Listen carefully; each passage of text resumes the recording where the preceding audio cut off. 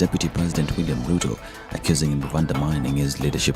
The head of state said he will not be distracted by the persistent attacks from Deputy President William Ruto and his allies, adding that he will continue serving Kenyans. President Kenyatta called on Kenyans to reject leaders whose main agenda, he said, looked no further beyond clinching power.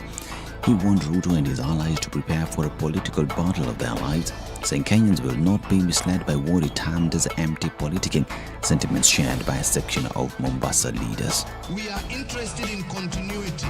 We are interested in continuity of programs like this. And we want to work with people who have that interest. And you cannot do that without working together with others. You cannot do that if you do not have peace and harmony amongst your people. This is the centerpiece of universal health coverage. Access to health, affordable health, and excellent standards of health. And I think moving forward, Mombasa has the potential of being a site for medical tourism. And I think that is what the narrative we need to move forward with.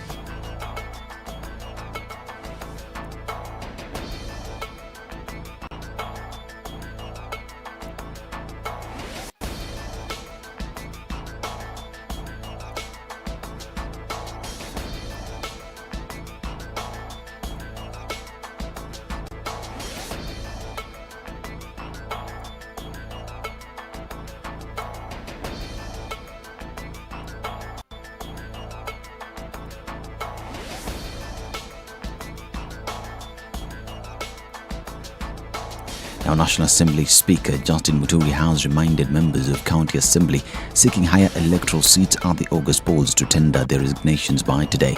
According to Muthui, many MCAs might end up being sidelined from the August general elections if they fail to adhere to the directive stipulated by the Independent Electoral Boundaries Commission. Muthui was speaking at his home in Nairobi after he attended the National Executive Council briefing of the Democratic Party on whose ticket he intends to vie for the presidency. Now, Wiper leader Kalonzo Musyoka maintains he is in the race for president even as his party's National Executive Council mandated him to negotiate partnerships with other like-minded parties. This came after a days-long NEC sitting at the Wiper Party headquarters in Nairobi that saw leaders drawn from across the country deliberate on the political future of the party. Party Secretary General Shakila Abdallah outlined the party's resolution, saying they have mandated the party leader and his partners to continue negotiating with like-minded leaders in order to form the next government. You cannot negotiate with a weapon in your arms or in your pocket. So this is what it is. Sincere, open, transparent negotiations in good faith. We are going for nothing less than the presidency of the Republic of Kenya. That is a mandate I was given in Kasarani. So you want now to dilute that position for me? I will not allow you. Now, businessman and presidential hopeful Jimmy Wanjigi now wants Orange Democratic Movement Secretary General Edwin Sifuna to recall the notice he issued recently about the party's much-anticipated National Delegates Convention. Sifuna Friday said the party would hold its NDC at the Nyeri National Stadium on February 25th and 26th, the same dates coincidentally as those set by the Jubilee Party for its NDC. However, Wanjigi, in a letter to Sifuna, expressed concern over the omission of nomination of the party's presidential candidate as one of the agendas of the convention. Now, former Gatanga Member of Parliament Peter Kenneth has defended President Uhuru Kenyatta's role in his succession, stating that the president has the influence to give political direction to the Mount Kenya region ahead of this year's general election. Kenneth said the president will lead the Jubilee troops to traverse central Kenya, popularizing the party and its preferred presidential candidate in the vote-rich region. Kenneth rubbished the perceived lead by Deputy President William Ruto in the presidential race, saying Ruto has been running alone, but now other candidates have joined the race and the true front runner will be revealed. And finally, it's tough times ahead for those seeking political positions, as they will be required to meet stringent integrity requirements so as to be cleared. The Ethics and Anti-Corruption Commission is petitioning the Justice and Legal Affairs Committee to give them more teeth so that they can enforce the new rules, which will enable the Commission to bar those with integrity questions from contesting. This is Newswire. I'm Dennis Aseto. Good morning.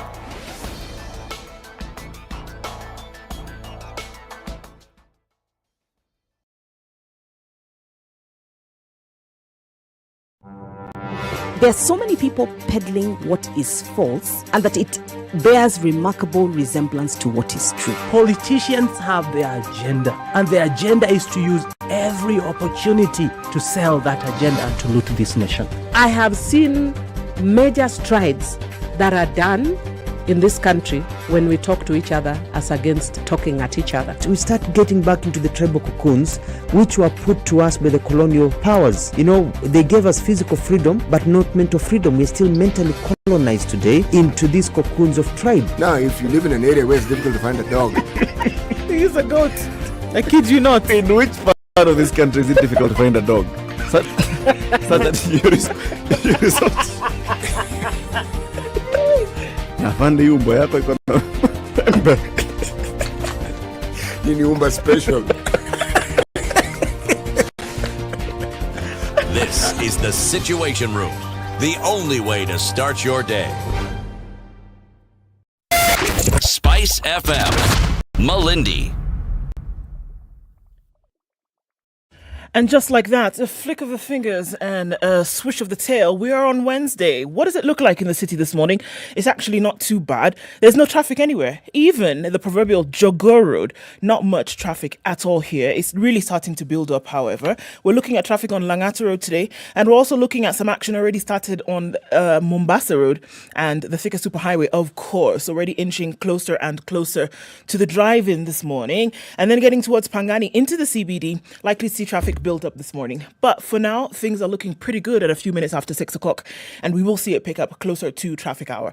How about we take a look at about 6:30 and see what it's looking like? If you haven't left, now might be a good time to do so. And if you have, I'm sure you're enjoying the breeze that is the city streets without traffic. All right, folks, let's talk, and let's do that on SpiceFM KE on Twitter. Text 40127.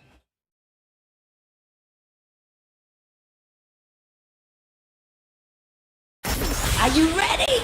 Okay. Spice FM.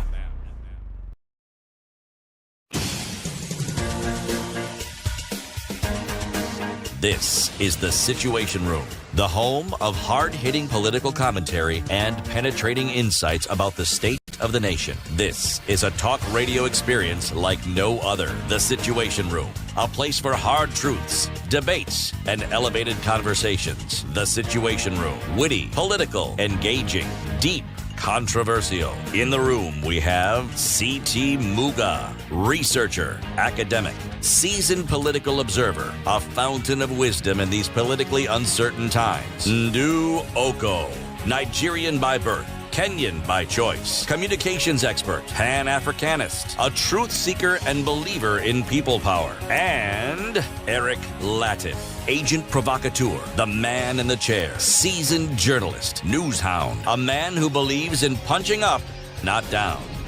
This is the Situation Room. Wacha nikuambie, my friend.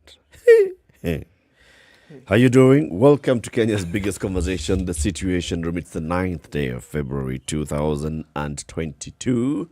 And we're here. It's a Wednesday. Ndu, Yes. how are you? Fine, thank you. Good How morning. was your day yesterday?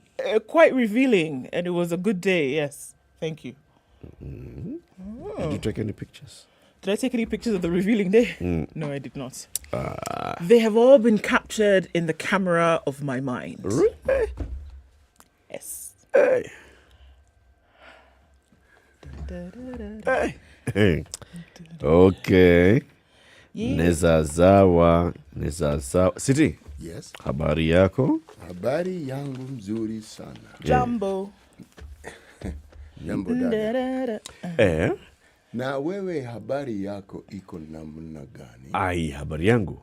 Sini poa bwana. Very good. Na wewe Ndu, habari yako? Mzuri kabisa. Salama kabisa. Salama salmini. Yes. That one. Salama iko hiyo salmini. Wako moja. Salama na mimi. Salimia. Iko mali moja. Well done. Welcome to the conversation, everybody. So, we'll be reflecting what's happening in the country. It's the 9th. It's that date. Has everybody Left. left office to go and seek office? Yani, Or are they still in office? so there's vacancy in the government. Yeah. Yes, psycho job. City job. cheza poa. Unaona kama unafanya temporary. Oh, which You one do you know, want? the job of a CAS does not require parliamentary vetting, blah, blah, blah. Or just says city, CAS, interior. Direct. Hiyo supplementary budget, yes, do you how many billions? Wewe, CAS, interior. Oh, There with the money. kweli? Yes. So it means mtakuwa naongea na mimi different. Yes. Right. Okay. Different tree. Speaking of which, we'll be talking about the supplementary budget today. And we'll be joined by a member of the Parliamentary Budget and Appropriations Committee, the MP for Uriri, Engineer Mark Nyamita. Where is Uriri? In which county? Migori. Uriri is in Migori. Yes, it is in Migori. Yes. So he'll be joining us at 8 o'clock. He's a member of that committee. We want to ask him, should Parliament really pass this thing? I mean, are you going to put any conditions this time? We know Duale, for example, has asked, we want to know who the Chinese are. Yes. Do we want to know any other details? Khalifa still wants to see that contract. We want to see the contract. Who signed on the dotted line? How much was signed for? What were they? We want to know. Okay. Money that's going into all these areas, is Parliament going to ask, so why exactly are we removing money from fisheries and taking it to food or to State House? So he'll be here with us at 8. And all these conversations, keep it locked for that. Let's look at COVID in numbers. Okay. Yes, please. 400 million, guys. 400 million. We crossed that mark. We said it. By the end of the week, it was what we're going to be looking at. 400 million, 428,718 now COVID cases around the world. And we're looking at upwards of 5.7 million global deaths from COVID. All right, so let's look at those countries most affected. And indeed, the US probably will reach 1 million deaths. I mean, just the way things are going, it's nothing you hope for. And it's nothing that you hope to say, okay, we've crossed this number, so we can look at this phenomenal statistic. But the way things are going, numbers are increasing steadily and quickly. 932,443. Those are the number of deaths from COVID in the US. So things are, happening. 50 to 70, right, okay, so 70 to 80% of the US population has been vaccinated against COVID-19. With the onset of the Omicron variant, more and more people got vaccinated. However, more and more people got sick and more people have died from COVID-19 in the US. So the question has been, from Fauci to CDC to everybody asking questions, why has this thing beaten us up so badly? And the questions are up in the air. The balloons are not coming down, not being able to find those answers just yet, but doing what they can do to make sure that folks stay healthy.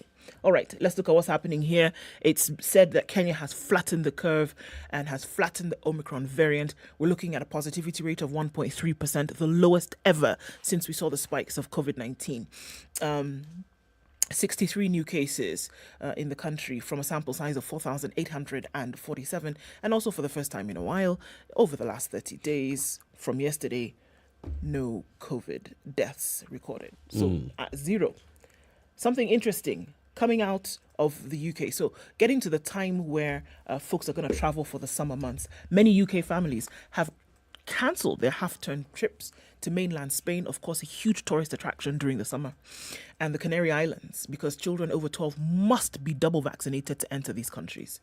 Hoteliers on the islands say the restrictions have lost the millions of pounds worth of trade. They have called on the Spanish government to relax its restrictions to allow in more British travellers. Europe's largest tour operator says Mexico and Turkey are providing popular alternatives.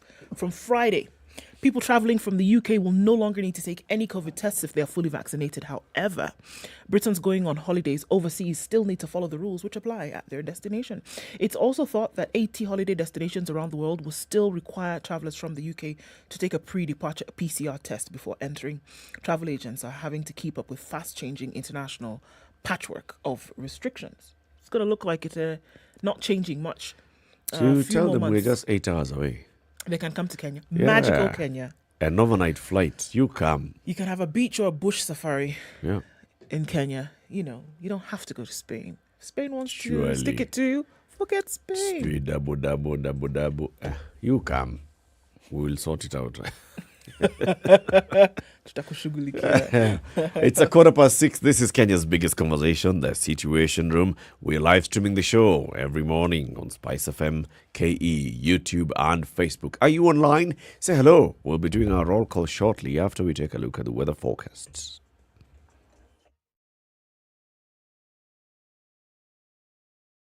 This is the Situation Room, the only way to start your day. Classic soul, R&B, smooth jazz, neo soul, and nostalgic ballads. Make some noise. Yeah! You're listening to Spice FM. Are you a woman looking to run for an elective position in the upcoming 2022 general elections?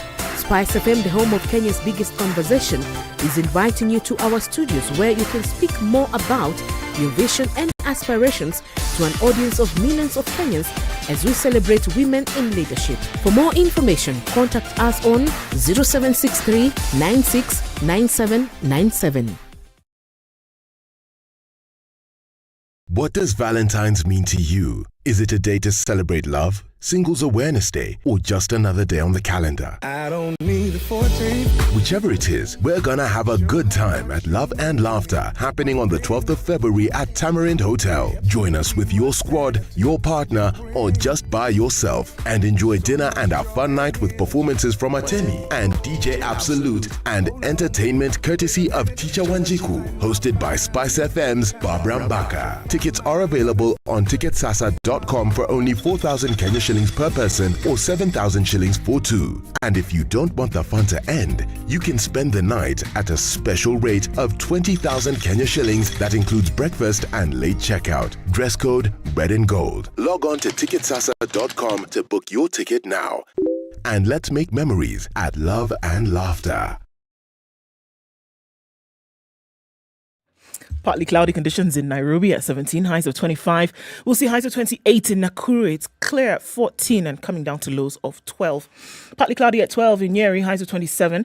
25 will be the high in Eldoret, where it is clear at 14, coming down to lows of 13. In Mombasa, it's clear at 23. We'll see highs of 32. We'll see highs of 31 in Malindi, where it's partly cloudy at 25.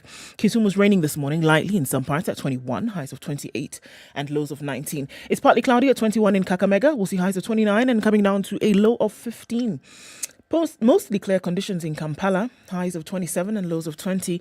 And it's partly cloudy in Dar es Salaam, highs of 32 and lows of 26. Clear conditions at 15 in Johannesburg. We'll see highs of 27. At 27, Lagos is clear this morning for a change. Sun yet to come up. When it does, we'll see highs of 34 and lows of 25. It's also clear at 24 in Kinshasa, highs of 33 and lows of 24. At 3 degrees, Beijing is sunny in the afternoon today. 10 degrees will be the high and lows of -6. At 4 degrees, Paris is clear, highs of 11. 10 degrees and cloudy in London, highs of 13. 2 and clear in New York, still Tuesday night. Coming into Wednesday, we'll see highs of 9 and lows of -2.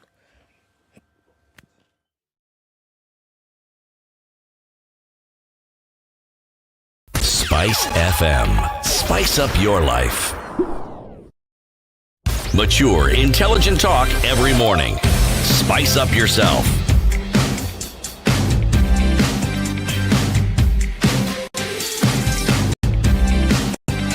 Mornings done right.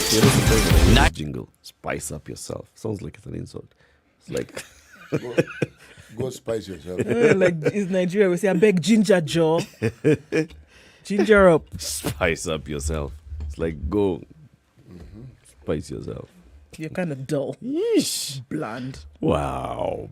So, who is online at 19 after 6? Stanley's online and he's got a question for you. We are on the Juja Farm grounds campaigning for one Eric Latiff who has not resigned. Haba, what's the deadline? Man, what's going on? He's campaigning for you. Leave alone that we do not know the position. We do not know the constituent. It doesn't matter. He's campaigning for Eric. And he's asking, today is February 9th. I don't understand. Why are you... We are being Eric is not a civil servant. We are being strategic. Okay, still, eh? Yes. Sounds like something else I've heard somewhere else. But, okay. Good morning, people. That's Chris Amolo says, great show, great station, telling it the way it should be. Big up and bravo. Asante sana. Vincent is tuned in. He says, on this Swahili Wednesday, oh, there's such a thing. And he's waiting, spiced, ready for takeoff. Victor Mar, CI. What does Mar mean? Of. Okay. Victor of CI says, AKA Governor 048, fully locked in Alego, Karapul, Siaya County. Well represented. My words are not flowing today. Karapul what? Karapul, Siaya County. Yeah. Alego, Nkiwa, Alego, Karapul, Siaya County. So. Clyde Shihemi is locked in from Dagoretti this morning. County 001, tune in. So, Eric, you were tense. Were you tense somewhere? Ebu, ask. Eric is saying, Rogers is saying, we call me tense. Lini? I don't know. With your interview with my DVD, or was the earthquake already shaking? In whose hands are we safe? Oh, 2 Mondays ago, I interviewed my DVD a day after his earthquake. You know, there were still tremors. Yeah, the aftershock. Yes. Right. Ekran Ahmed is tuned in from Lusaka in Zambia, and Wigai Timothy is listening in from Eldoret. MCR James Muli Kimanzi tuned in this morning from Katilini in Mwingi. Hey. Kabisa. So MCR has come home. MCR has come home. Like the cows. Victor is tuned in this morning and says Tuko Pamoja. Dagi Oguta. Good morning, my people. Miss Ndu, Mr. Eric, Dr. Muga, tuned in from Kisumu, Migosi. We see all of you guys. So White Rhino Jeru Munye is asking, have we flattened the curve and are we yet to have big rallies and yet we're having big rallies across the country? The two are not touching each other. Which curve? We don't have a curve. There's no curve, my brother. That curve dropped from 20% one day to 1% second day. Kuna. Curve gani? It's a cliff. That one's a dip. It's a cliff. Yeah. Everybody karibuni sana. City. Yes. Mpiga mbizi sharti azame. Mpiga mbizi sharti azame. Yes. Translate that, Ndu. I don't know what busy is. Not busy. Not busy. Yes. If I knew what busy is, I could make a stab at it. It is ndizi in plural. You're lying. Yes. Through his teeth. Huh? Lying through his teeth. Yes. So you know what ndizi is? It's not ndizi in this case. Mbizi. He says mbizi. Yes, mpiga mbizi, diver. Diver. Oh, like diving in the water. Mpiga mbizi is to dive. Oh, right. Yes. Sharti, must. Get Eventually, lost. Zama is to sink. The shirt. Your shirt. No. Shirty. Sharti is he. Okay. Once upon a time. Sawa. 1, 2, 3, 4. Wewe ni wale unasemanga koti ni ukienda kwa jaji koti amevaa. Sharti. Yes. Like sharti and whatever apply. Yes. Regulations, rules. Not masharti. Not masharti. You see, now this is just confusing. But it's close. It's close. It's It's very they're close. related. Yes. A diver must sink.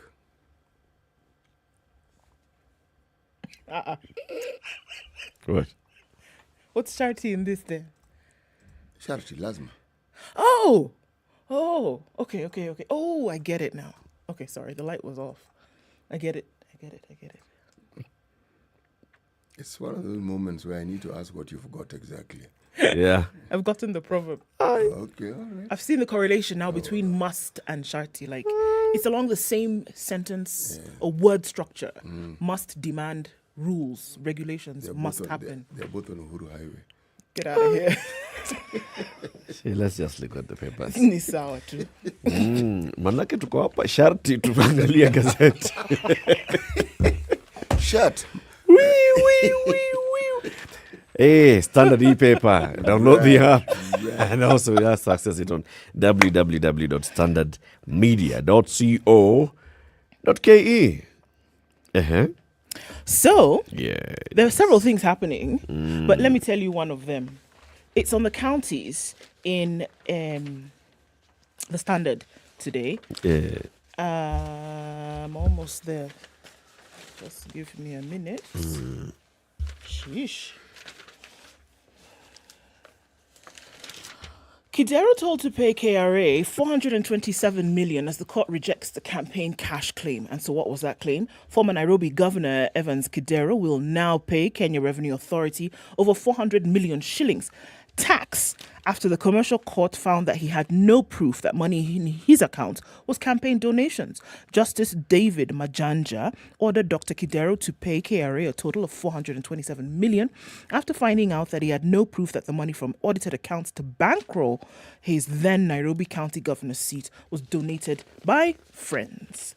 In sum, and for the reasons I have elucidated above, I agree with the Commissioner that the respondent, Kidero, failed to discharge his burden as the evidence on record could not support the conclusions reached by the tribunal. This is according to the ruling. In 2016, KRA conducted an audit of Kidero's financial and business affairs for the income period of January 2011 to December 2015. It slapped him with 680 million shillings tax that included penalties and interest. He then challenged the same before the Tax Appeals Tribunal, arguing that out of that money, 423 million was for donations for campaigns, right? However, KRA argued that Kidero did not provide a breakdown of how and when the money was banked in his personal account, the Evans Kidero Center account, as well as the M-Pesa till number. The tribunal agreed with Kidero that campaign money cannot be taxed. KRA said, that's how you want to play? They went to the commercial court. So you show us then how money can... Yes, aggrieved. They moved to the commercial court, arguing that the tribunal failed to factor in that there was no evidence of the amount demanded. In this case, Kidero argued he had set aside 423 million shilling war chest to reclaim the Nairobi governor seat. He ended up spending 418 million on the campaigns, and CT, you'll like this, he was left with 4 million shillings as pocket change, and then lost the race. According to spent in the campaign. Yes, 4,000 ya Watu maziwa. waligula. Waligula. According to the breakdown of the spending offered in the court case, Kidero used 53 million to set up a campaign center to run his operations. Another 37 million was spent on his party, the ODM at that point, to rent an office space for his political activities for 36 months. Kidero splashed 7 million shillings. Research and poll tracking cost him 8 million and spent 20 million on the day of the launch of his bid. According to Kidero, nominations cost him 25 million, media and publicity 75 million, and publicity materials 47 million. Agents gulped 55 million in reimbursement for travel costs. To monitor the election, Kidero parted with 25 million, fueled his cars with 19 million, repaired them with a similar amount, and entertained his campaigners with 6 million. He had an additional 16 million as capital expenditure. In the court documents, Kidero attached a list of the people he invited to his fundraiser, presumably the same people who contributed the millions, who he then now entertained with only 6 million. Kachai na Kamanda. Here's the thing. So this audit by KRA is for an income period between 2011 and 2016. And this is the money that they're saying you owe us tax and penalties. On this money, yes. 423 million shillings is tax and penalties. So how much was the money? So what is the income that KRA found for it to have a tax and penalty of 423 million? Actually, the Business Daily has an even more revealing and dramatic account of this very same thing. Headline, how KRA spied on Kidero accounts and tenants. Okay. The Kenya Revenue Authority spied on bank accounts operated by former Nairobi Governor Evans Kidero on a mission, that saw it net 427 million as unpaid tax for a period of 5 years. The authority also snooped on the former governor's rich list of high-end properties, gleaning information about the rental income that was flowing into Mr. Kidero's account. His land and buildings are estimated to be worth at least 9 billion, according to an anti-graft agency, making him one of Kenya's wealthiest people. The KRA espionage was revealed in court. Excuse me, story, but this is not a documentary. Okay, in court documents that yesterday prompted the High Court to order Mr. Kidero to pay the taxman 427 million. So you see how they arrived at 27 million? Yes. Spied, espionage, then mission. Mission. Then they provided documents to the court. Boom. Swooped in. Your mission should Now, there's a small little kink in this thing. You see, the bankers have denied that they've been sharing clients' data with KRA. They denied. They're saying, yes, in the absence of court orders. The taxman has previously admitted to having received financial account records from them in its bid to unearth tax cheats. So, there's this detail of spying into someone's account, getting information. It requires a court order. Yes.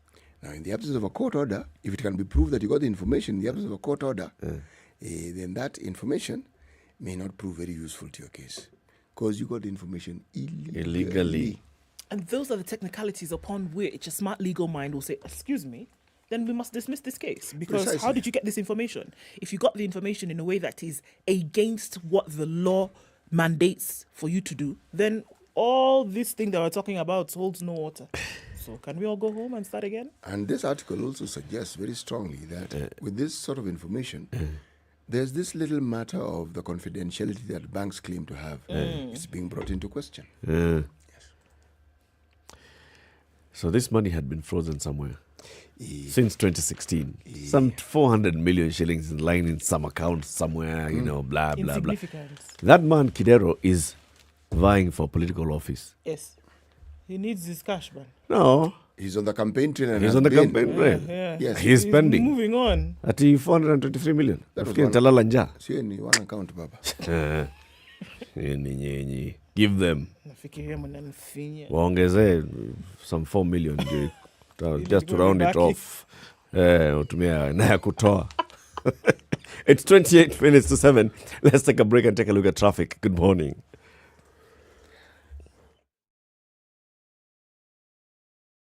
This is the Situation Room, the only way to start your day. Classic soul, R&B, smooth jazz, neo soul, and nostalgic ballads. Make some noise. Yeah! You're listening to Spice FM. 5,000 kilometers of unforgiving terrain across Kenya. Classic rally machinery put through their paces by the best drivers across the globe. That's right, the toughest rally in the world is back with a bang. The East African Safari Classic Rally flags off on the 10th of February in Naivasha.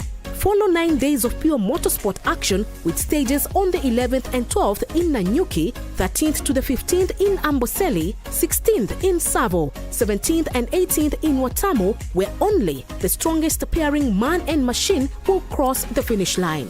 Stay updated on all the events on KTN Sports, Standard Newspaper, or follow the Standard social media pages a lot can across happen all in 30 social minutes media and we're platforms looking at and feed not your much, need for speed. A little bit on Langata Road is where we're looking at traffic now. Jogo Road really today is behaving very well. And Thika Superhighway is where you see the most action this morning because we're going just past Survey out towards the Utali Drift. Coming off Limuru Road is also building up here and there. Nothing too crazy at the moment.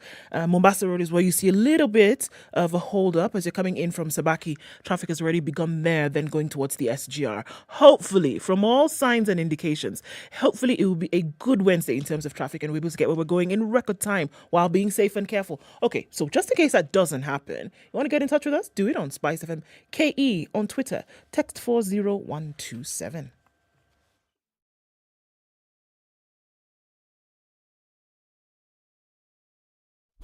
Classic soul, R&B, smooth jazz, neo soul, and nostalgic ballads. Make some noise. Yeah! You're listening to Spice FM.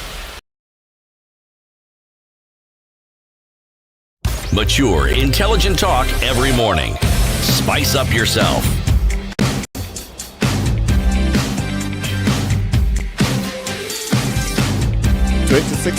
Mornings done right. So, 94.4. The IEBC was before the Parliamentary Justice and Legal Affairs Committee yesterday, and the Commission's acting Chief Executive Officer. Remember, everybody is resigning, everybody is being appointed, but the IEBC does not have a substantive CEO as we head to an election. The acting CEO, Marjan Hussein Marjan, said they require an extra 4.5 billion shillings to deliver free, fair credible, verifiable, and everything else election. Voter verification is expected to begin in April, will require 1.3 billion shillings. Legal fees will gobble up 3 billion shillings. If we don't get allocation for verification, it means we'll do it the same way we have done the enhanced voter registration. That's 3 biometric voter registration kits per ward. With allocation, we'll deploy more resources to reach more people. According to the IEBC boss, the committee was scrutinizing proposals for the supplementary budget from different government agencies, including the Judicial Service Commission, the Office of the Attorney General, and the Department of Justice and Ethics and Anti-Corruption Commission, among others. IEBC is hoping that allocations from the supplementary budget will help it clear pending bills amounting to 2.3 billion shillings. The unpaid bills, which are, according to the chairman of this parliamentary committee, Muthui, the highest in the country, were categorized as legal fees. IEBC owes lawyers 1.3 billion shillings. They owe Watua IT 798 million shillings. Other pending bills, 76 million shillings. Did you do anything to IEBC? Are you in this list? Me, Ndu me. Yeah. Not this time. Not this time. No. Legal is 57% of the unpaid bills as a result of petitions filed against the IEBC after elections. So, you see, what we have seen in the supplementary budget is that IEBC has been allocated an extra 8.8 billion shillings, right? Remember that? Right. They're saying they need an extra 4.5 billion shillings. Now, I'm not sure about this report. Is the report saying that they have been allocated more than they need in the supplementary budget? Or is a report implying that they actually need 8.8 billion shillings plus 4.5 billion shillings extra? Or is the report implying also that what had originally been allocated in the supplementary budget has now been increased again? Again. Because there's a similar story with reference to State House. And they're saying... State House. State gives Uhuru headline in Business Daily. Yes. 1 billion extra. Yes. For undisclosed items. There's a list. It's a big issue, this one, I told you guys. Then there's 290 million given for vehicles. Just so that you understand. To buy or to service? For vehicles. Okay. Okay? Just get it. For? Vehicles. Yes. Travel and accommodation, 205 million. Analala wapi? Purchase. Tunamulipia State House. Purchase of machinery, 41 million. Fuel, 25 million. So Kidero's 19 million was a good purchase estimate. of machinery. Machinery. Which State machinery? What are you talking about? Purchase of machinery. State House needs to purchase machinery. Vehicle maintenance, to answer your question, 20 million. Oh, so the other vehicles was... Just for purchasing then? Purchase of vehicles, 290 million. Vehicle maintenance. Of the same vehicles? And we are talking about between now and June. Bear that in mind, please. 20 how many? Let me start again. The two of you seem to be hard of hearing this morning. Yes. Increased allocation in the president's office. Yes. Undisclosed, 1,050,000,000. Yes. Purchase of vehicles. There's like a 50. Yeah, that you had conveniently ignored. Here there's 50. Okay, just... Purchase of vehicles, 290 million. Travel and accommodation, 205. Purchase of machinery, 41. Please use your imagination and stop asking me unnecessary questions. Purchase of machinery. Fuel, there's no question. They know what fuel is, 25 million. Vehicle maintenance, okay? Maintaining vehicles, all right? 20 million. At the accommodation? Accommodation and travel. It's not just accommodation. Travel and accommodation. 205 million. Excuse me. Yes. Please. This is between the months of now. When we approve it in February up to June. End of June. 30th of June to be precise. Okay. Yes. Oyo Mutu analala State House. He's not paying rent. We are paying rent. It's not in that money. Eric, you know. Goja. Okay, so. When it comes to traveling, we are buying him vehicles and maintaining the ones that he has. The man has so halipi matatu. Not only that, Ngoja. Okay, I will hold my... If he lives here and he goes to Mombasa, like we saw he was in Port Reitz the other day, He lives in a house that we've paid. That's no already rent. there. From here to Mombasa, Air Force helicopter. Already existing. Not Uber, not KQ, or Those the other one. Or Kahaya. Yes. Or SGR. SGR. Right? So this travel is where? Let's say outside the country. But where is- Anatumia ndege yetu bwana. it's He's still not buying ticket. Republic of Kenya jet, presidential jet, sits there Seal. as an Air Force pilot. Ticket already paid for. Ticket already paid for. Yes. So it's just the hotels where he'll go to say goodbye. Because I accepted, yes, our president is actually leaving office. He is going to do a tour around several, parts of the world and say, we've worked together very well for the last 9 years. See you. I'm still going to be in Kenya. Mkitaka anything, we nipigie. Kuja tu, niko tu Kenya. Nipigie tu simu. Namba yangu ni ile ile. Ukinikosa Katundu, niko tu pale Malindi. Nitafute pale Kalironi. Yes. Oh, this thing. A billion extra. This is extra. Remember, Listen, already, folks. State House had a budget of 2 billion plus. Yes. We are adding an extra 1 billion. Yes. The 1 billion is undisclosed. There are no details. Now, the ones I've given details are the ones which have details. Okay, you've understood. All right? Yeah, ni sawa. Ni sawa. Hii supplementary budget, this MP will come. He will tell us. He will tell us. Is it not a good thing? He will tell us. Now, two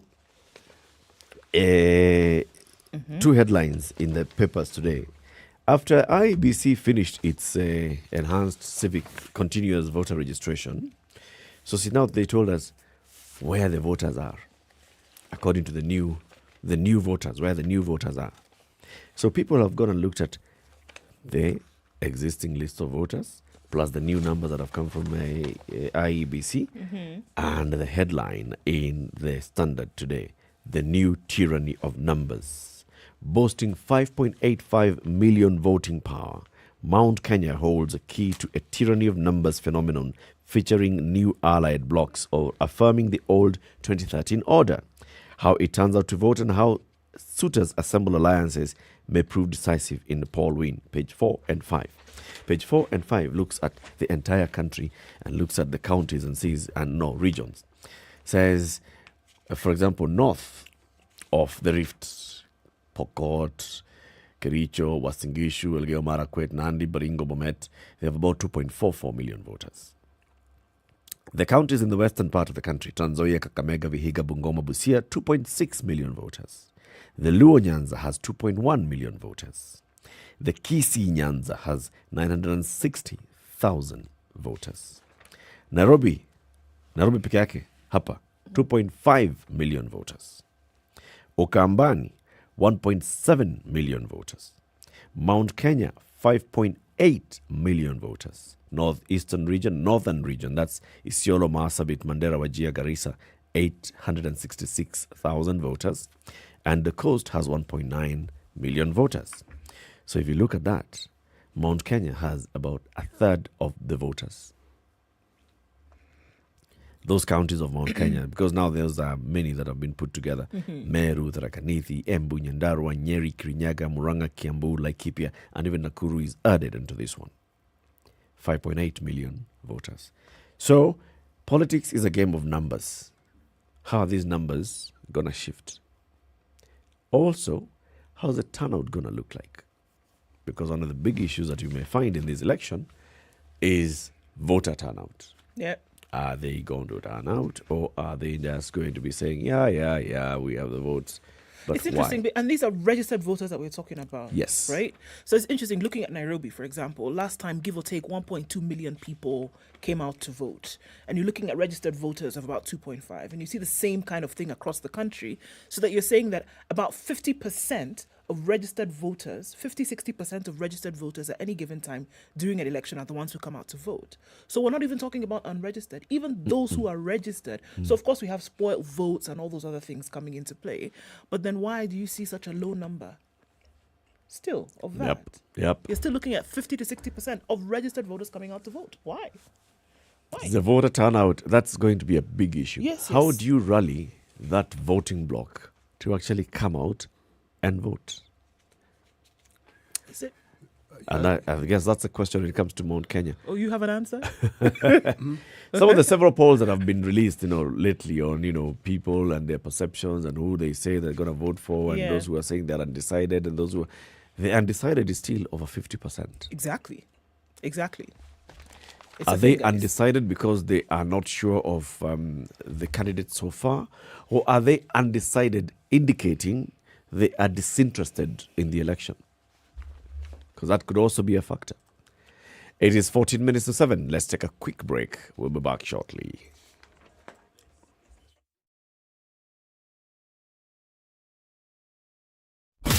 Classic soul, R&B, smooth jazz, neo soul, and nostalgic ballads. Make some noise. Yeah. You're listening to Spice FM.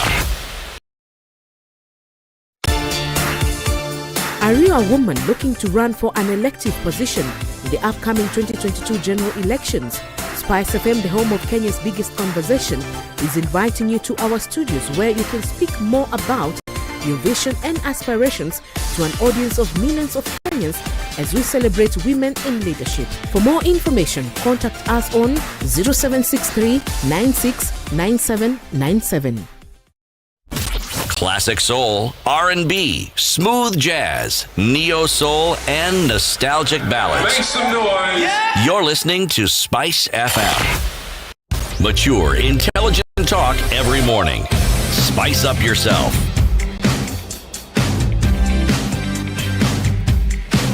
It's 13 minutes to 7. So we are live streaming the show on Spice FM KE on YouTube and Facebook.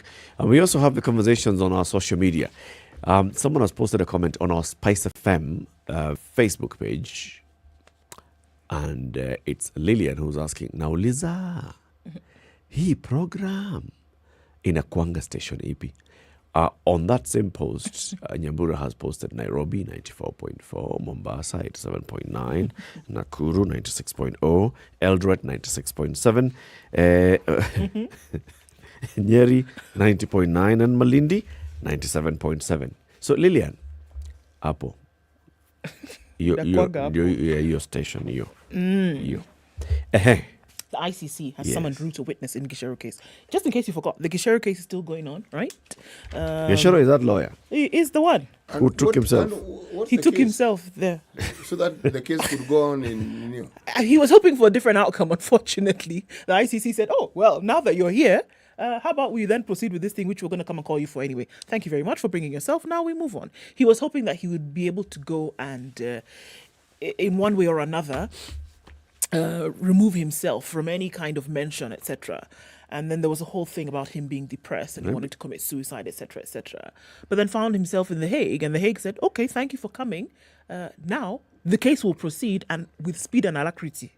Right? Yeah. So here we are now. The ICC has issued summons to another witness who testified against Deputy President William Ruto 7 years ago to testify in the trial of lawyer Paul Gisheru.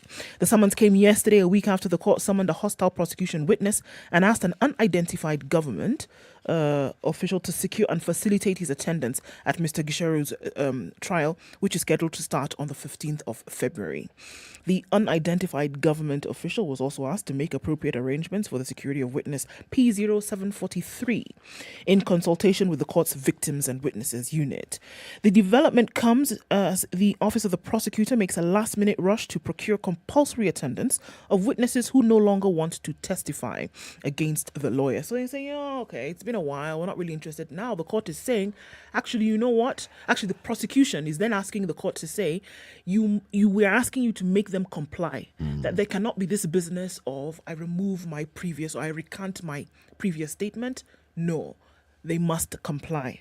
In fresh summons, trial chamber judge Miata Maria Samba wants the unnamed witnesses to appear at The Hague and testify via video link at the dates, time and place the prosecution and the registry will communicate. Neither the identity of the witness nor of his or her current country of residence would be revealed.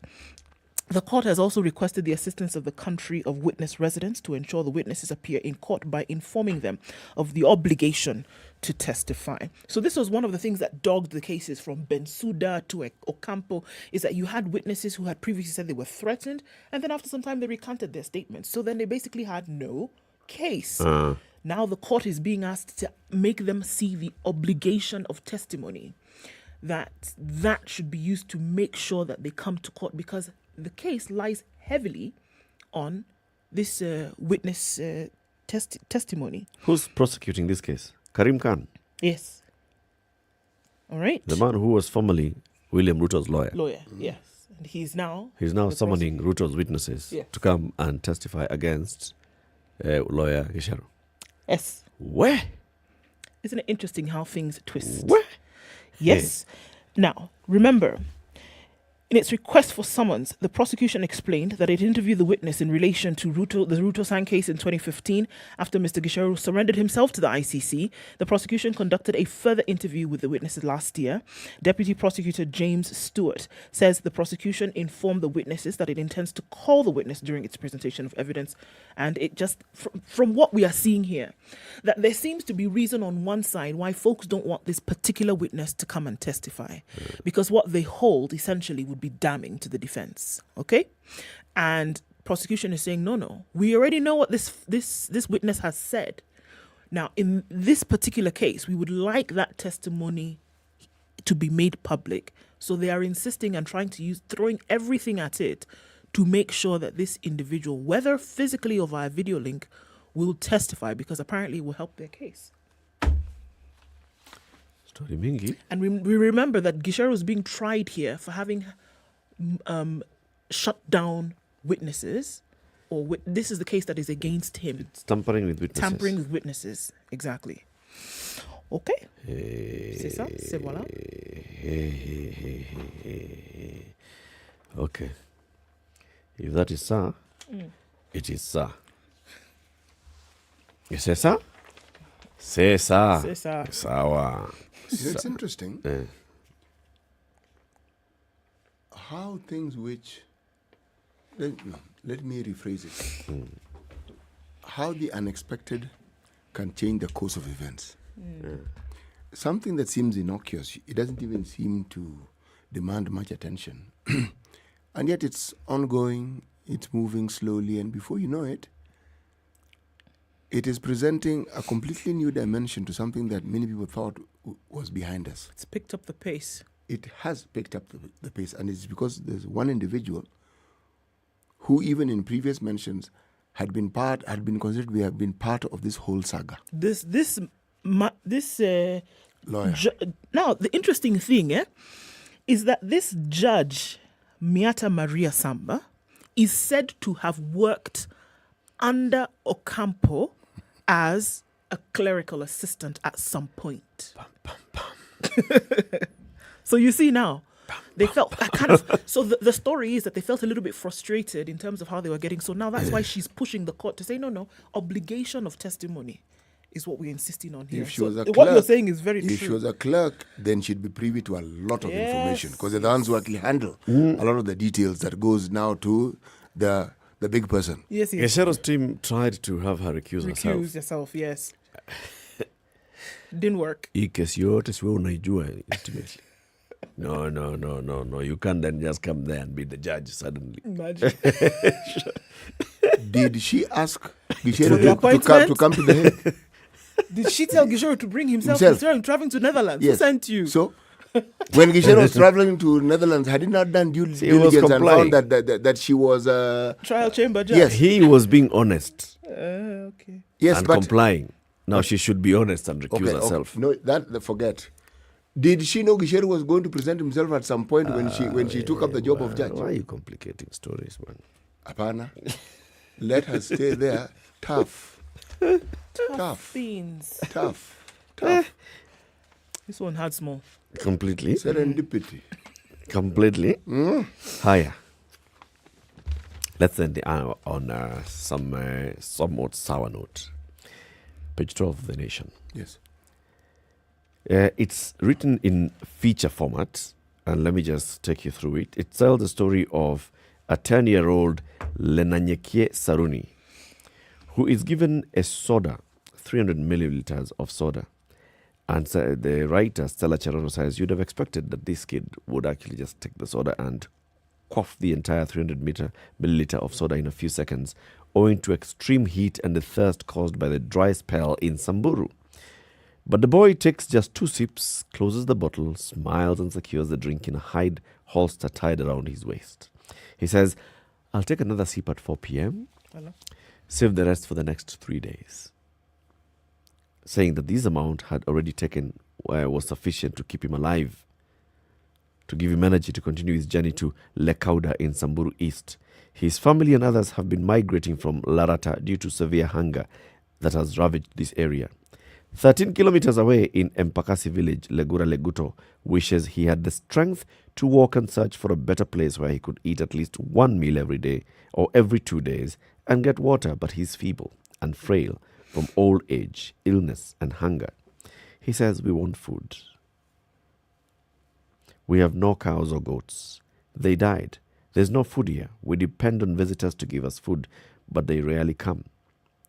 So unlike Leguto's family, Samuel Lelpruke and the wife Martha Lelpruke and their 11 children have received cash from the government.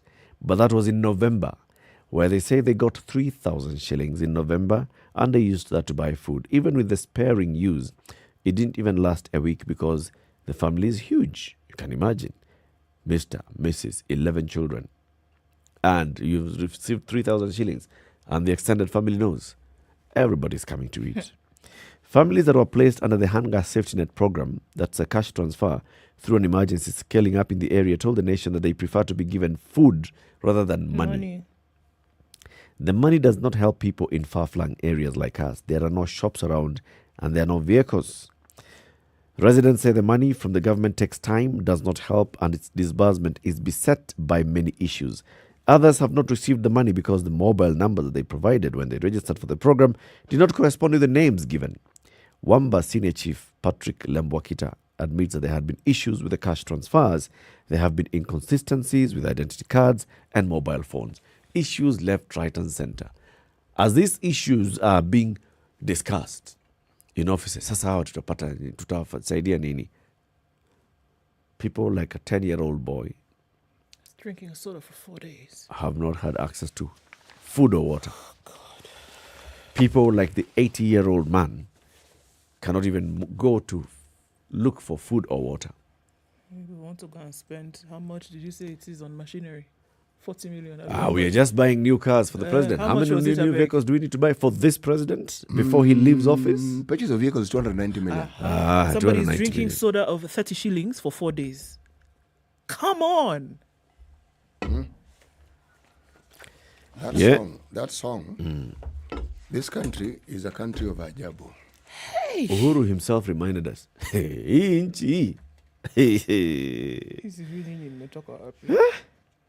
Hii nchi ile mambo iko kwa hii Kenya. How much money has been put in the supplementary budget to deal with hunger? Drought supplement? Yeah. It was pesa kidogo. Drop in the ocean. Is it there? No. It isn't.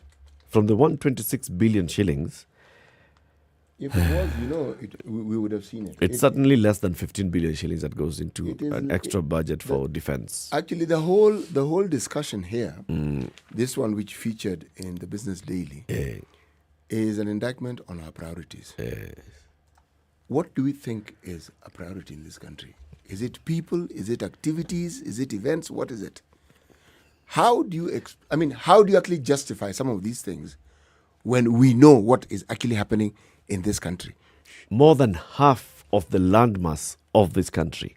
Yes, it may not be more than half of the population of the country. But the people in those far-flung areas are sleeping hungry and without water on a daily basis. Yep. And what we're discussing is how to secure them. This is Kenya's biggest conversation, the Situation Room. Keep it right here as we continue looking at what else is happening around the world and around us. It's now 7 a.m.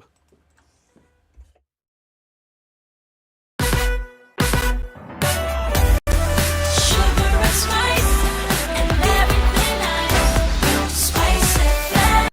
spice up your life. The latest news from around the world. 94.4 Spice FM.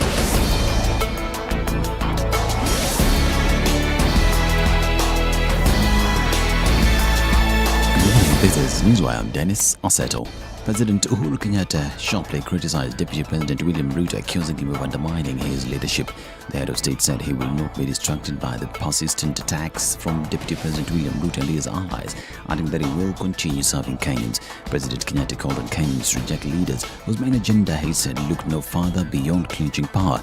He warned Ruto and his allies to prepare for a political battle of their lives, saying Kenyans will not be misled by what he termed as empty politicking, but he will instead focus on working for Kenyans. We are interested in continuity. We are interested in continuity of programs like this. And we want to work with people who have that interest. And you cannot do that without working together with others. You cannot do that if you do not have peace and harmony amongst your people.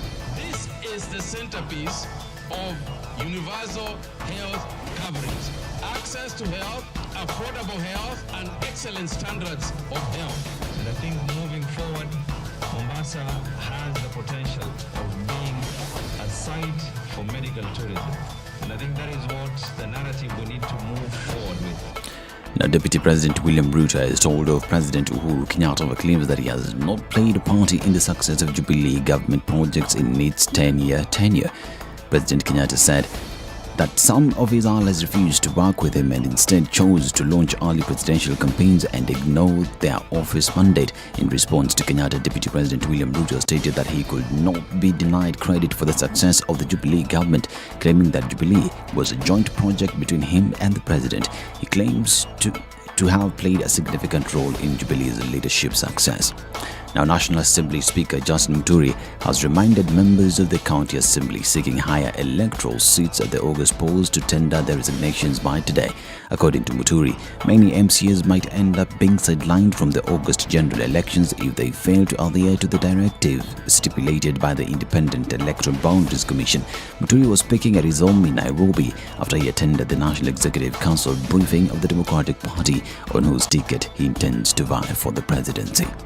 Now, Wiper leader Kalonzo Musyoka maintains he is in the race for president, even as his party's National Executive Council mandated him to negotiate partnerships with other like-minded parties.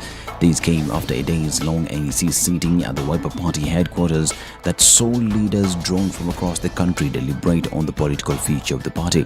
Party Secretary General Shakil Abdallah outlined the party's resolution, saying they have mandated the party leader and his partners to continue negotiating with like-minded leaders in order to form the next government. You cannot negotiate with a weapon in your arms or in your pocket. So this is what it is.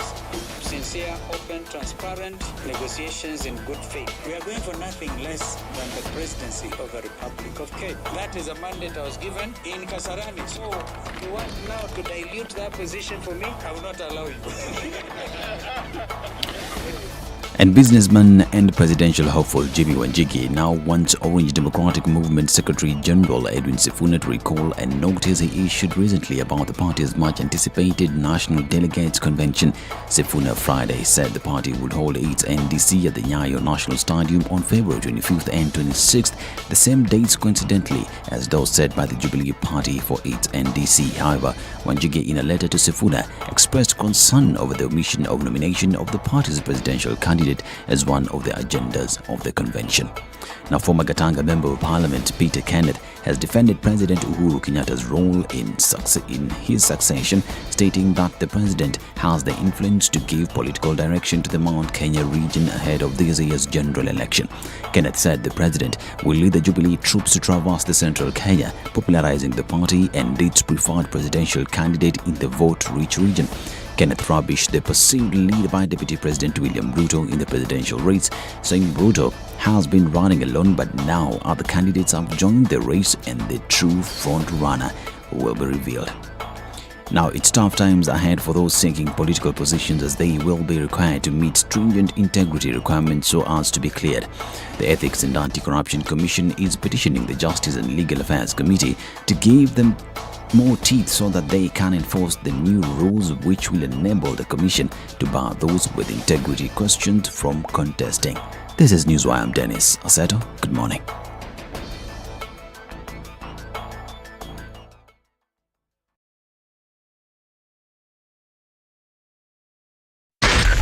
SpiceFM, Nakuru. Traffic hour started early this morning, and we're looking at now traffic having backed up on Langata Road. Same thing happening on Jogo Road, where there was nothing about an hour ago.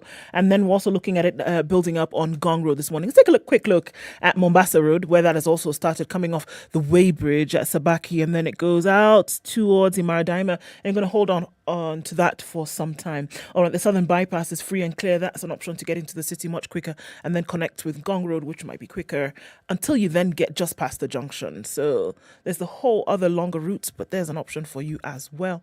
All right, on the Thika Superhighway, then coming all the way from Clayworks today is where we're seeing this traffic. Githurai, even further ahead, is where there is a build-up, and also on Kiambu Road, that has started as well. Limuru Road is also piling up coming out of Westlands. It's already sticky in the dot of traffic. Then means you can use the Red Hill Link Road to get away from this drama that we currently see. How about we talk? If you do get stuck, do it. SpiceFM KE on Twitter, text 40127.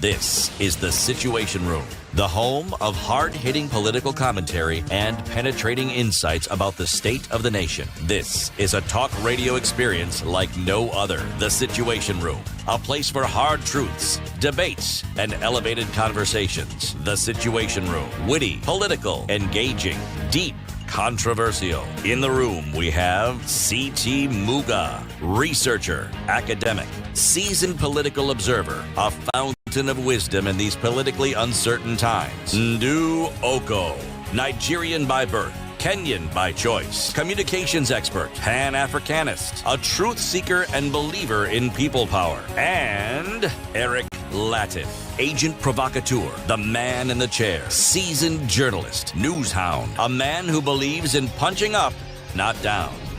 This is The Situation Room, the only way to start your day. After 7 on the 9th of February 2022. Welcome to the second hour of Kenya's biggest conversation, The Situation Room. It's on SpiceFM around the country, and it's streaming on YouTube and Facebook, and our pages and channel, SpiceFM KE.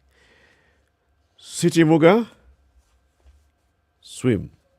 Right. Mpigambizi sharti azame. Mpigambizi sharti azame. And Mpigambizi, where is a diver or a swimmer? Not somebody who's beating anyone, but a diver specifically. Yes. A diver. Yes. I'm not curious a swimmer. as to what busy means. It's the actual diver? Or is it like hitting the water? It's kupiga What's the busy. word? It's to go down the water. What is it? Kupiga mbizi is to zama. Sawa. Yeah. Neza sawa. Neza sawa, sio? Tumeelewana? Kabisa. Haya. Sasa,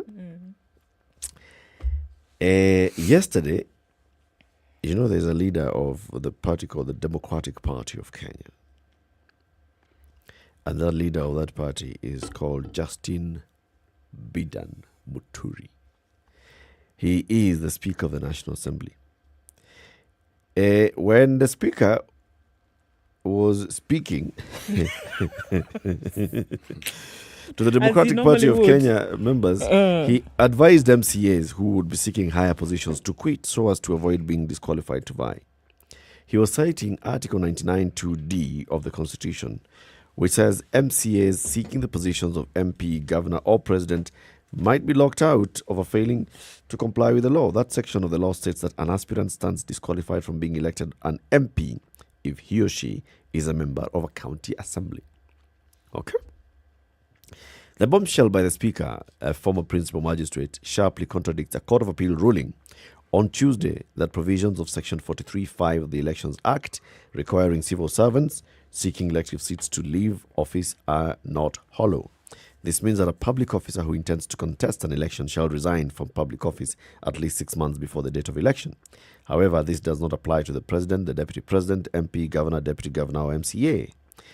This matter has been canvassed several times. Remember, there's a pending case, and this is in the matter of the Gatondo North Member of Parliament, Wajiko Kibe, who had been taken to court in an election petition by her challenger in the 2017 election.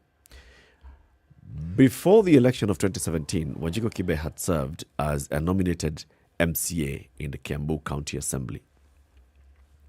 Then she sought the seat of MP, and she was declared winner by the IEBC. The challenger went to court and said, but the law says you are serving as an MCA, you are seeking to become an MP, you should first resign from MCA role before seeking any other position. High Court appeared to have agreed with her. She challenged this.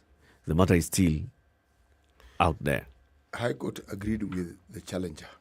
Yes, with the challenger, sorry. Yes. With the challenger. Yes. And it brought in that whole issue of, so we have very many others who are actually moved from MCA position to Parliament.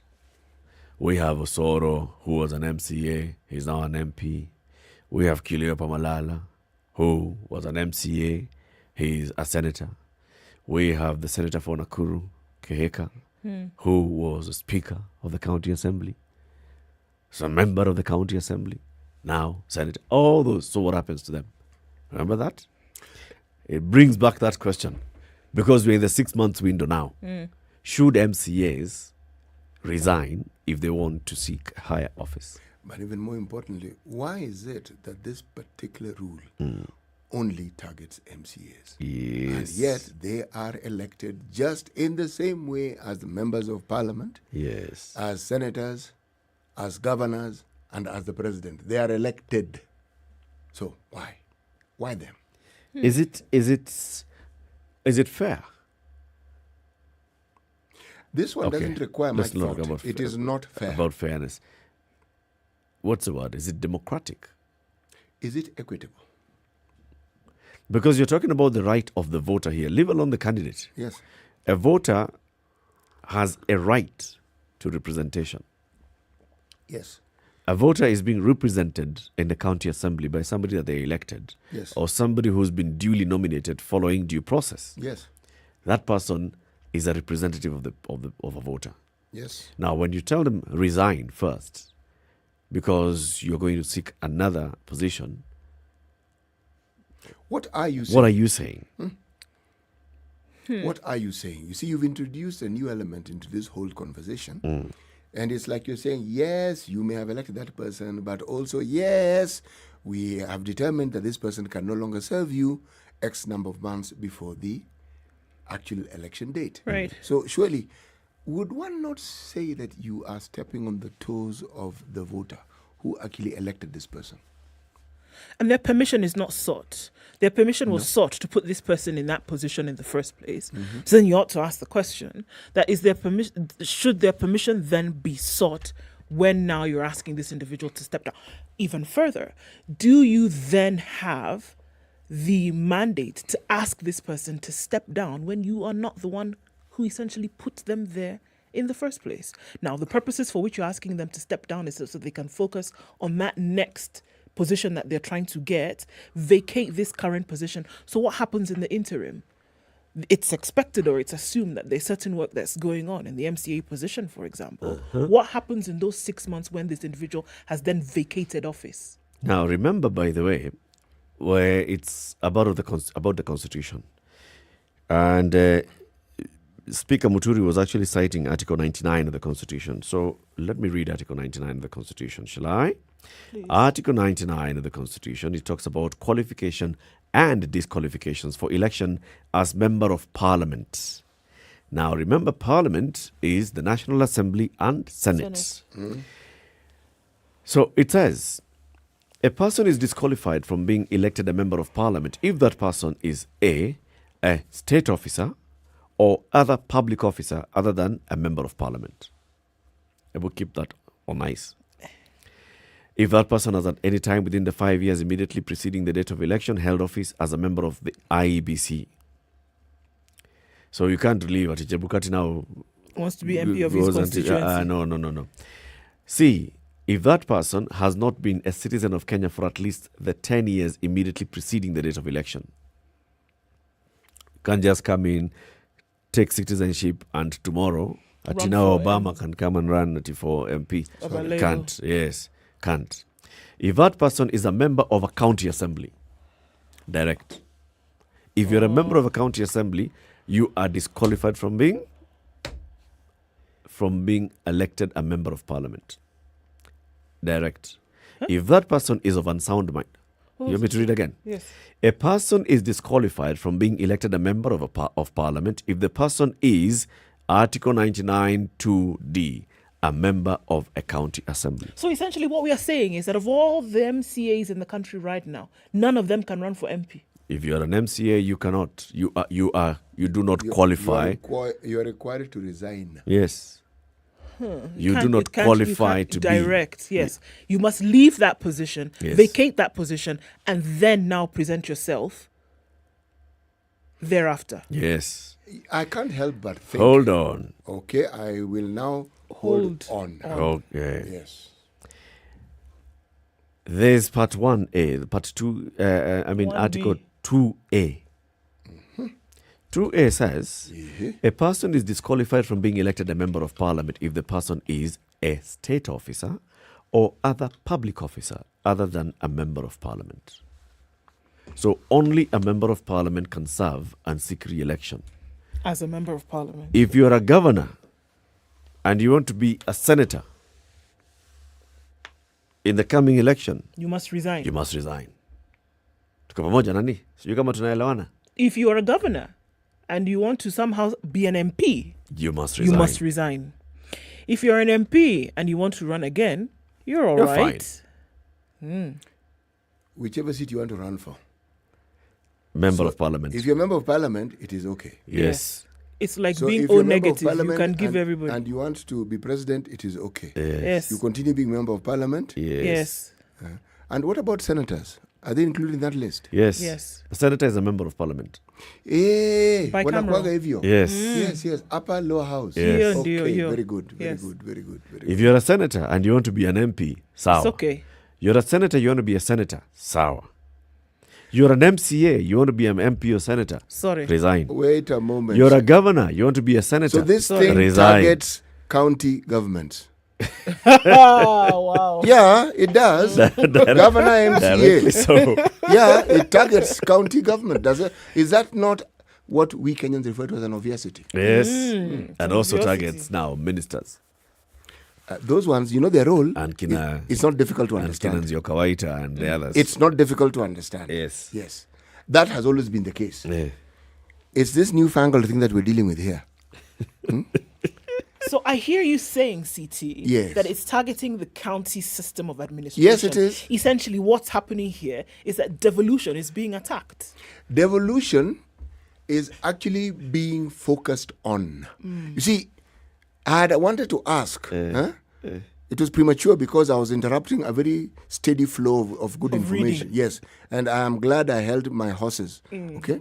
You see, you can't help but ask what the thinking behind this was.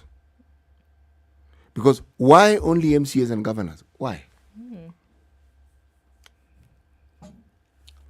And I say why because Akina public servants, those guys aren't elected. No, they're not. They're just appointed. They're appointed. You're given job, you do. Understood. So now if you want it has to been there for the longest time, so it's something we're used to. But why are you targeting some elected leaders and others, and specifically county government? To ensure there is independence. Of what? Of what? And separation. Of what?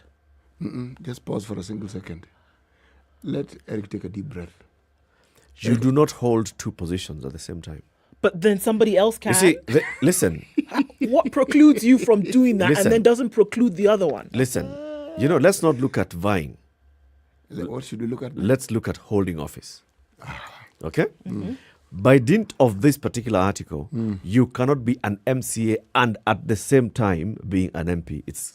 But Clear. that one makes perfect sense. It's clear. That's okay. Now we need to have that clarity in this country. But you see, the thing is, the assumption is... You can have an the- MP who is a nominated MCA.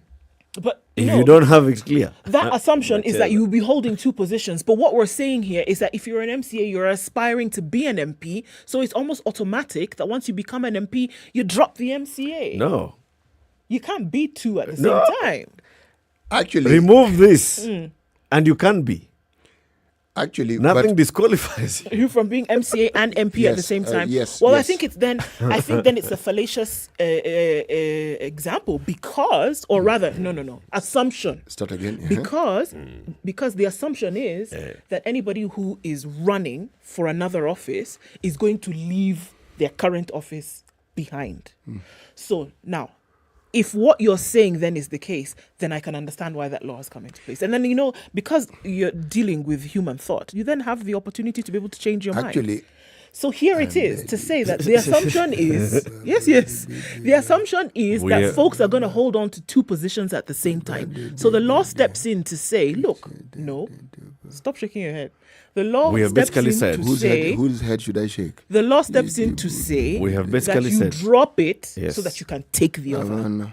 We have Yes. basically said, you see Charles Keter. Yes. It's Charles who resigned Yes, yesterday. Chalice. Charles Keter, Yes. when he was elected by the people of Kericho to the Senate. Yes. Yes? He resigned. When he was then tapped by President Uhuru Kenyatta to join his cabinet, state officer, you are a state officer. Can't you do are both. disqualified from being a member of parliament. Can't do both. Clarity. So you have to leave. Yes. Clarity. Yes. Okay? Yes. Now imagine without that, he could have But argued. Eric, let me ask you: do you Same think? thing. Do you, Same I thing. have a question. An Your honest buddy, question. who is a governor and is running this county, right, nominates you because, you are a son of this county, you're doing very well, you're representing us. You just, the party nominates you to also come and represent the county assembly. What is that? Sasa, I'm asking. Is the assumption by a lot of these folks then who are running for office that I'm going to hold on to this position even when I get, or even if I may get this other one? Is that the assumption? Or isn't it that people know I'm an MCA right now. If I want to be an MP, I vie for office, and if I get it, I'm dropping the MCA tag. Is that not the assumption? Or people are actually walking around thinking that they're going to hold two positions? My point of divergence is on a... No, seriously. Why? The philosophical question is valid, but mine is a simpler one, more mundane. Okay? All these leaders we are speaking about, members of parliament, governors, MCAs, are elected. Yes. Okay? Yes. Level playing field. Yes. MPs also, if these guys are going to be subjected to that rule, Let them also be subjected. yes, that's what I'm saying. Because let everybody be subjected. Why is there the partiality? Well, that's what you Yes. assume It's that not there- partial. that Listen, you've guys, kept- you've it's not kept partial. aside the MP haloed ground for this particular individual. No, you haven't. The MP cannot be an MCA. Yeah. Once they become an MCA, they are disqualified from being an MP. It works both ways. No. They're not disqualified. If they were disqualified, then it would be automatic. There would be no case in court. The argument is you have to resign. You have to leave the position. If what you're saying was true, there'd be no issue. There would be no issue. But Yes. here the issue is that you are being asked to leave the office. Resign. Write letter. Leave it. Show letter of approval. Yes, collect- yes. So you've left. Yes. Now you can take on this. Then new now one. you can go and start asking people to give you that one. That's the thing. Had it not been, nobody has a problem. Okay, we move on and continue. You see this is preferential treatment. The question is, why are MPs being favored? No. Why are county Why- elected leaders being targeted? Look, if today His Excellency Oparanya would like to vie for president, he's qualified.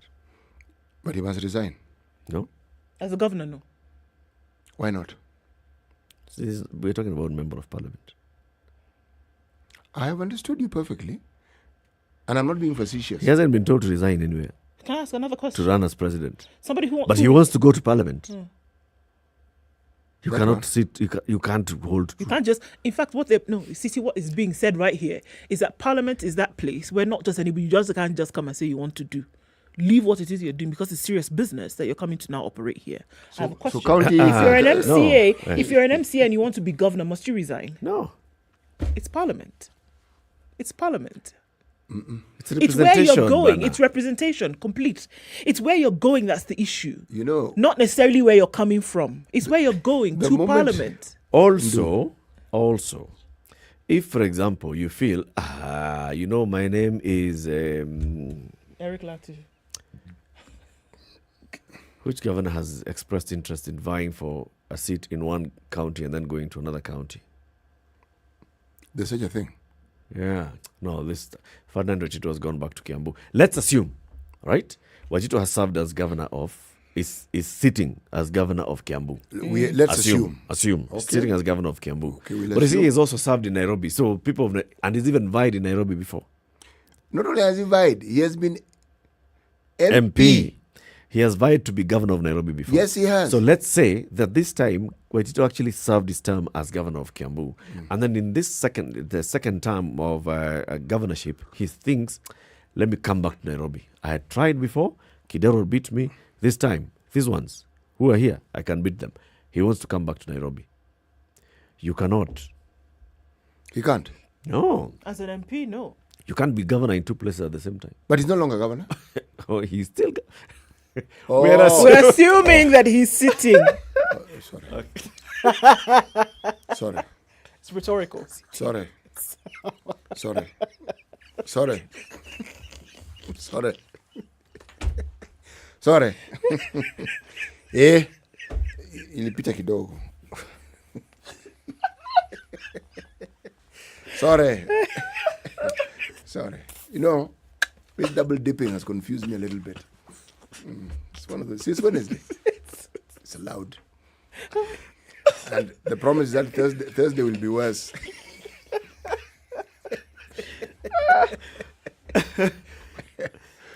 But there's a question that you're raising here, CT, which is, Yes.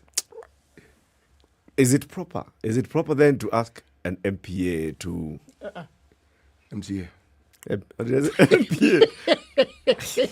MCA. Sheesh.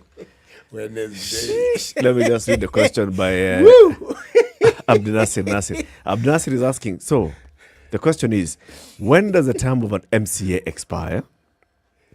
Does it mean that just because an MCA is participating in nominations, holds two positions, while indeed life of parliament starts after the August election?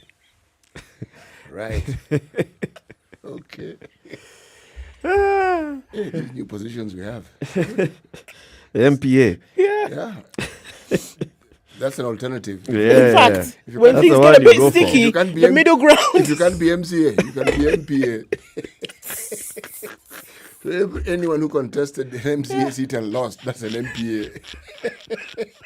So there are more MPAs than there are MCAs. Right, Eric? What is the law trying to cure? That's a question that also Ben is asking. With this one, what was the law trying to cure? What is it? What is it trying to address? When you say that you cannot be a member of parliament, you're disqualified from being a member of parliament if you are a state officer, Right. or a public officer, or a member of a county assembly, of unsound mind, and all those other things. What was it trying to cure? Eric, think about this for a single second. Where the discordance comes in is what now gets my goat. You see, you start with state officers, public officers, clear.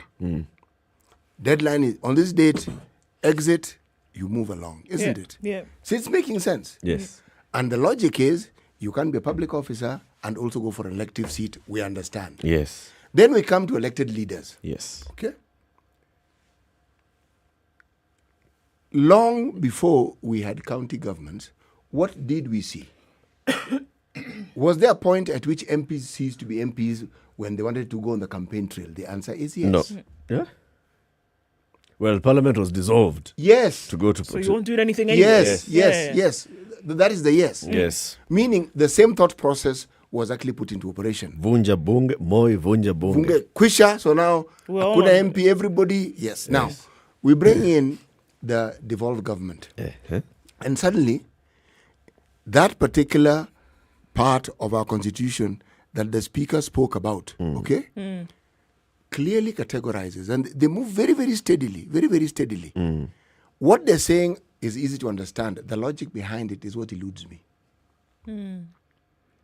Because the logic seems skewed. Sure, but it must have come from a place, and it would be really nice to be able to open that out, open it up, and find out what's the reasoning behind it. Because it would seem as though this particular position is what is being kept. That if you want to go from one position to this parliamentary position, if you want to go from another position to this parliamentary position, you must leave. You must vacate. One. Yes, you must leave one. However, from other positions, if you're in Parliament going to another position, for example, you don't have to. You don't have to leave your position. You see the logic. So it would be nice to know the reasoning behind it. That's because really when that vacuum then is created, then speculation such as that which you're bringing up then comes out. So if you're saying that you're only leaving this space for members of Parliament, then what is wrong with members of the county assembly? What is wrong with the governorship? What is wrong with others? Why do they have to be subjected to this? But Parliament is kept as a place where only certain people can go to. What happens to a member of Parliament who wants to be an MCA?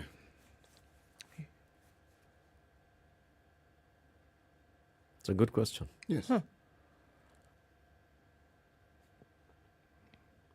If you go with this logic, yes, they should resign. They should resign as members of Parliament, yes. Yes. Yeah. But the law, as we see it... But you see now, here's the other thing. Yes. The law does not disqualify you from being elected as an MCA if you are a member of Parliament.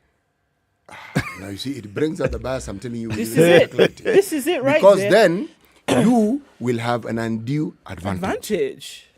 You already know the lay of the land, number one. You're You've holding been in on that to position. this job while seeking another one. And yet the law seems to say, no, you vacate that job, you don't have it. Yeah. Then you can pursue this other one. But this one says you can hold on to this to job it and just continue as what you you're seek doing. This other one, yes. As you seek this other one. It's about the qualification, the criteria for qualification. As we take this break, let me look at the other part of the devolution clauses. Yes. And the qualification and disqualification for MCR and MPA. Mtukufu Governor. This is the Situation Room, Kenya's biggest conversation, 27 to 8. If you understand this dilemma, share with us. And also, if you're also in the dilemma with us, just share with us as well. 0719 012 600. Let's take a break, take a look at the weather and traffic.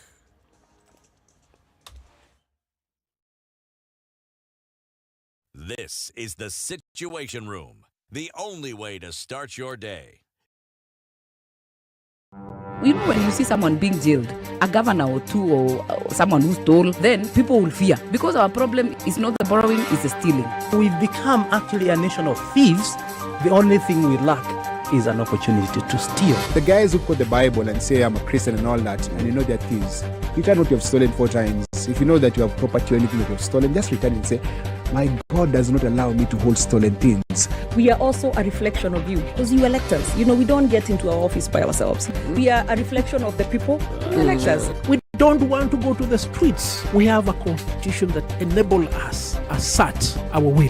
When the legislature are now being taken as hostage by the executive for whatever reason, we are now bound by what they want us to do. This is just outside the realms of reality. We have impunity written into the DNA of our political class. How old were you when you learned that Jeshi Lokop is Jeshi Lawokov? I can't say it very well. You know, Jeshi Lokop. And everyone knows.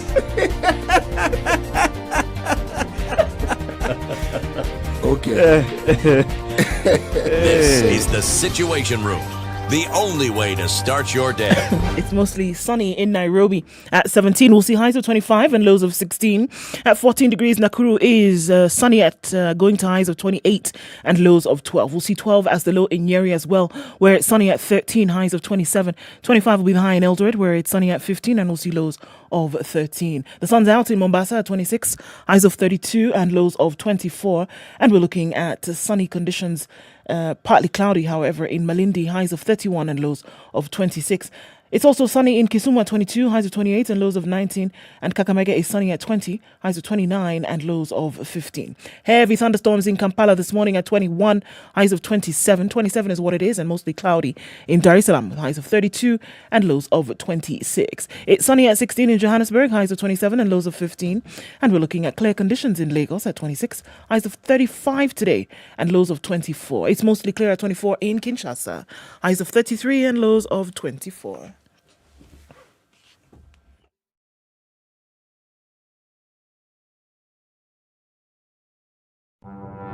Forgiveness is always conditional.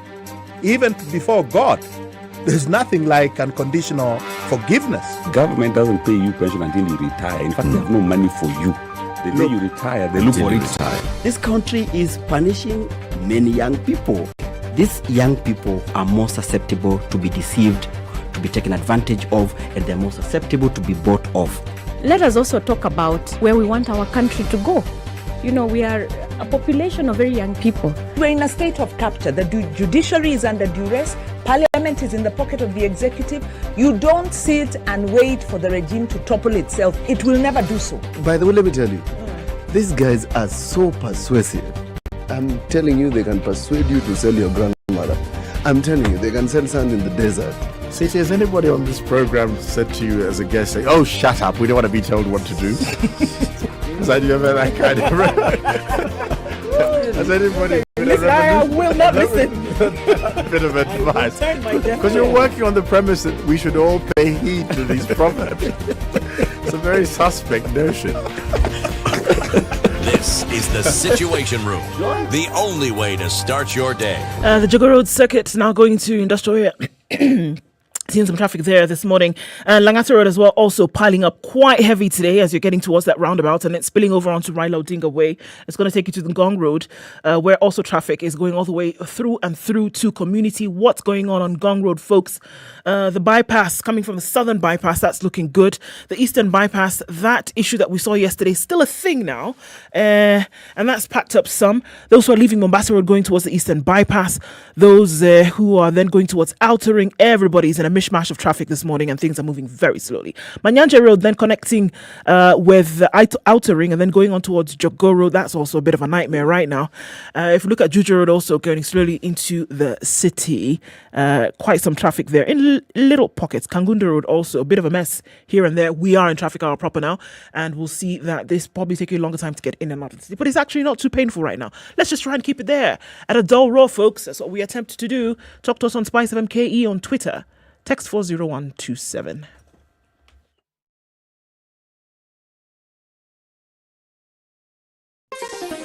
Chilled Spice.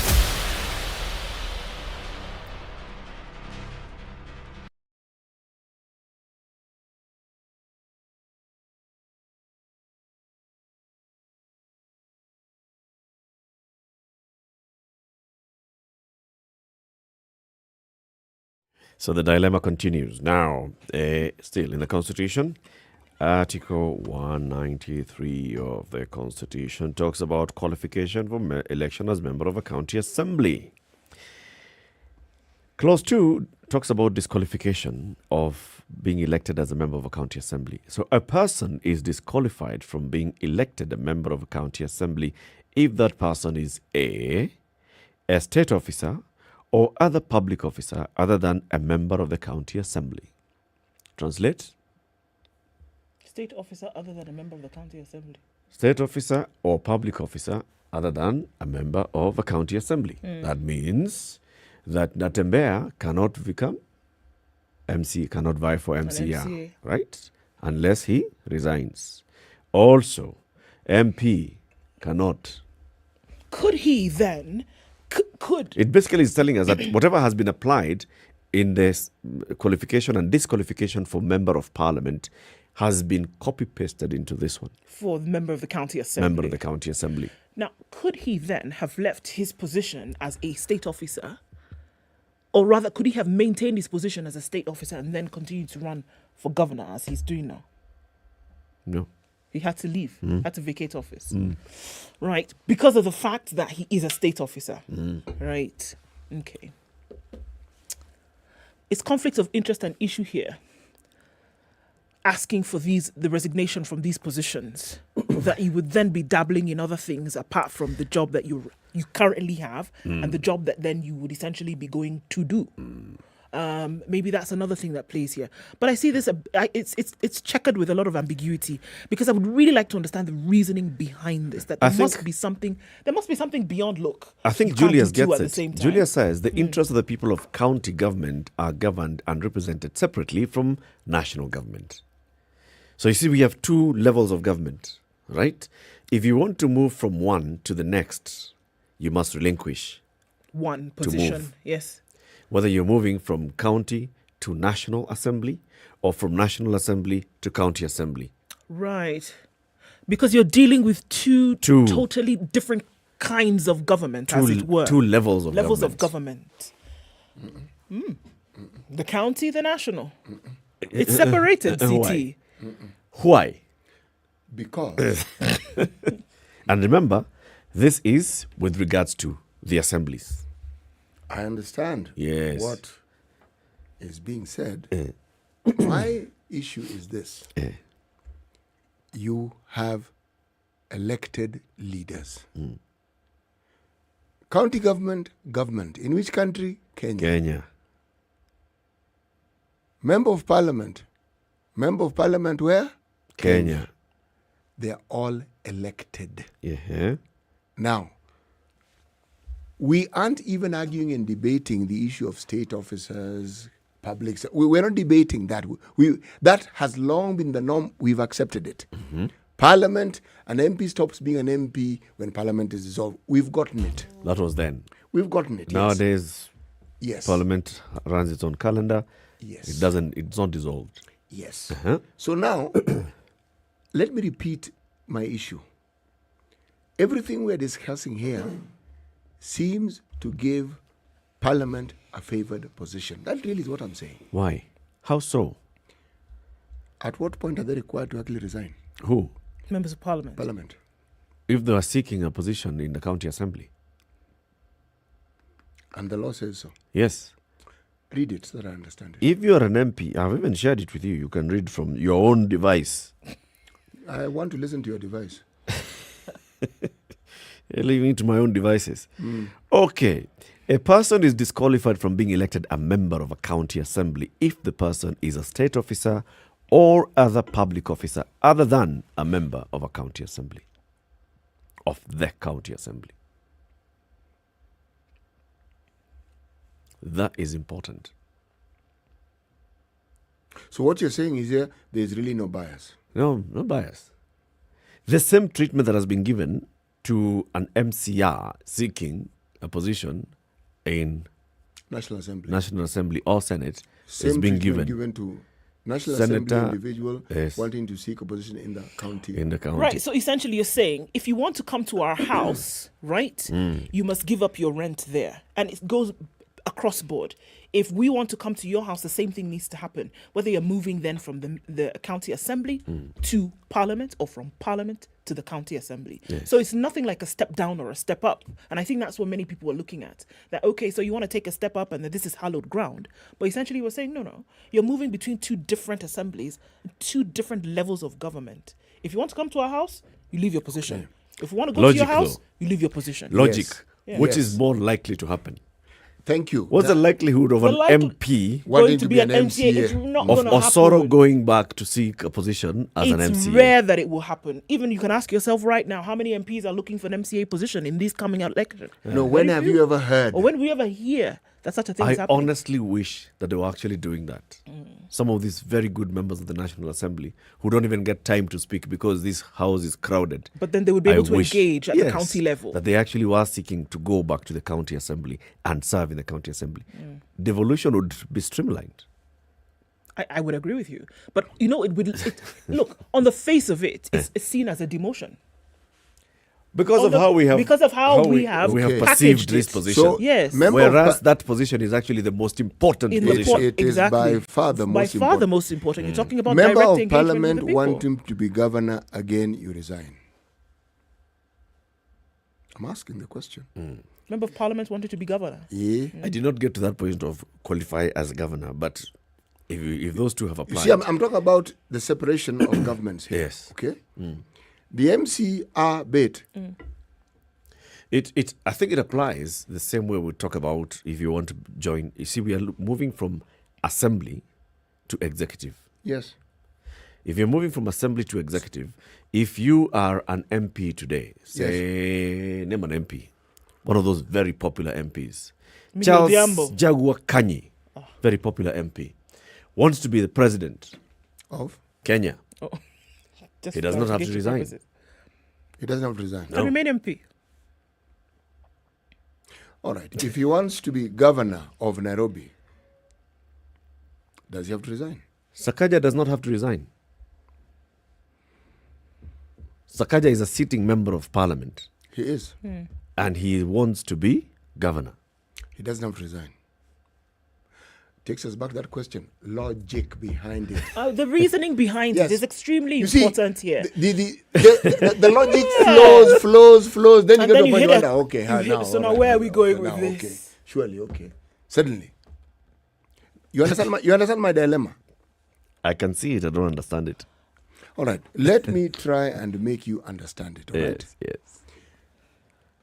These rules seem, in my opinion, again, and I'm repeating it, favors Parliament. They are the ones who don't have to abide by all these other rules that other people are abiding by.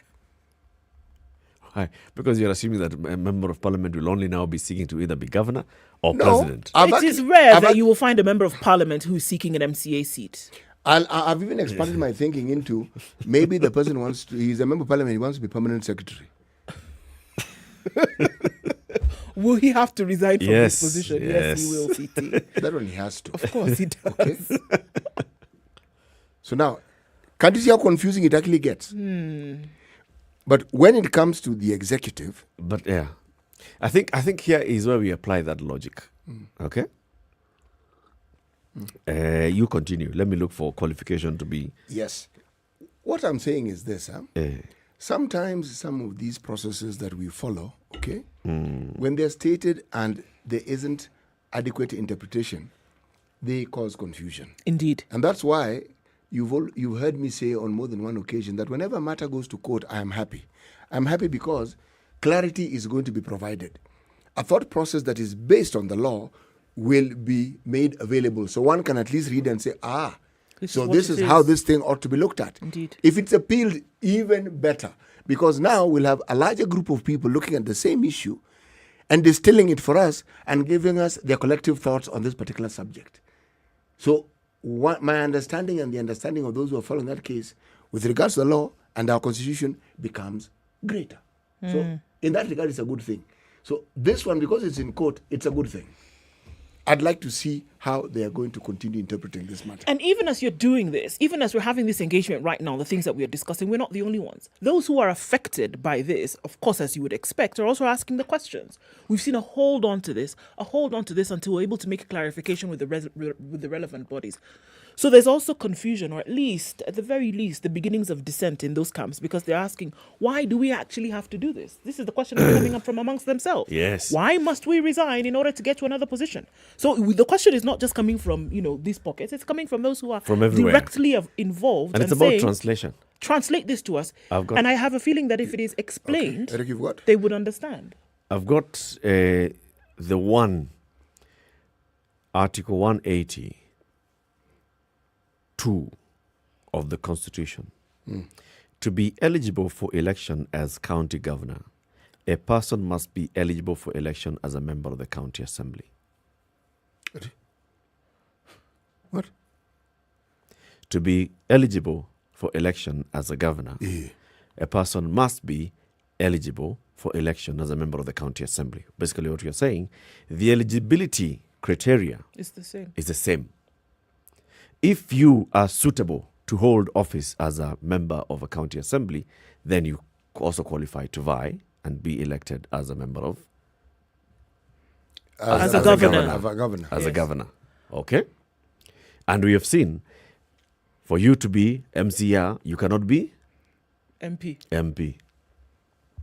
Therefore, does that then mean Sakaja needs to resign if he wants to be Nairobi governor? Does Sakaja qualify to be member of Nairobi County Assembly?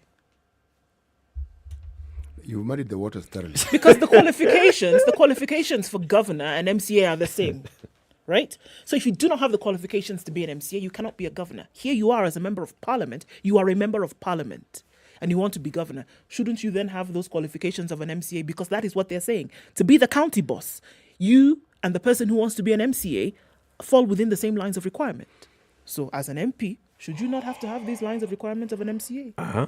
And if the requirement is that in order for you to be, is that you must relinquish your position, then if A plus B is equals to C, then also you must relinquish your position to be governor, if we're going to take it to its logical conclusion.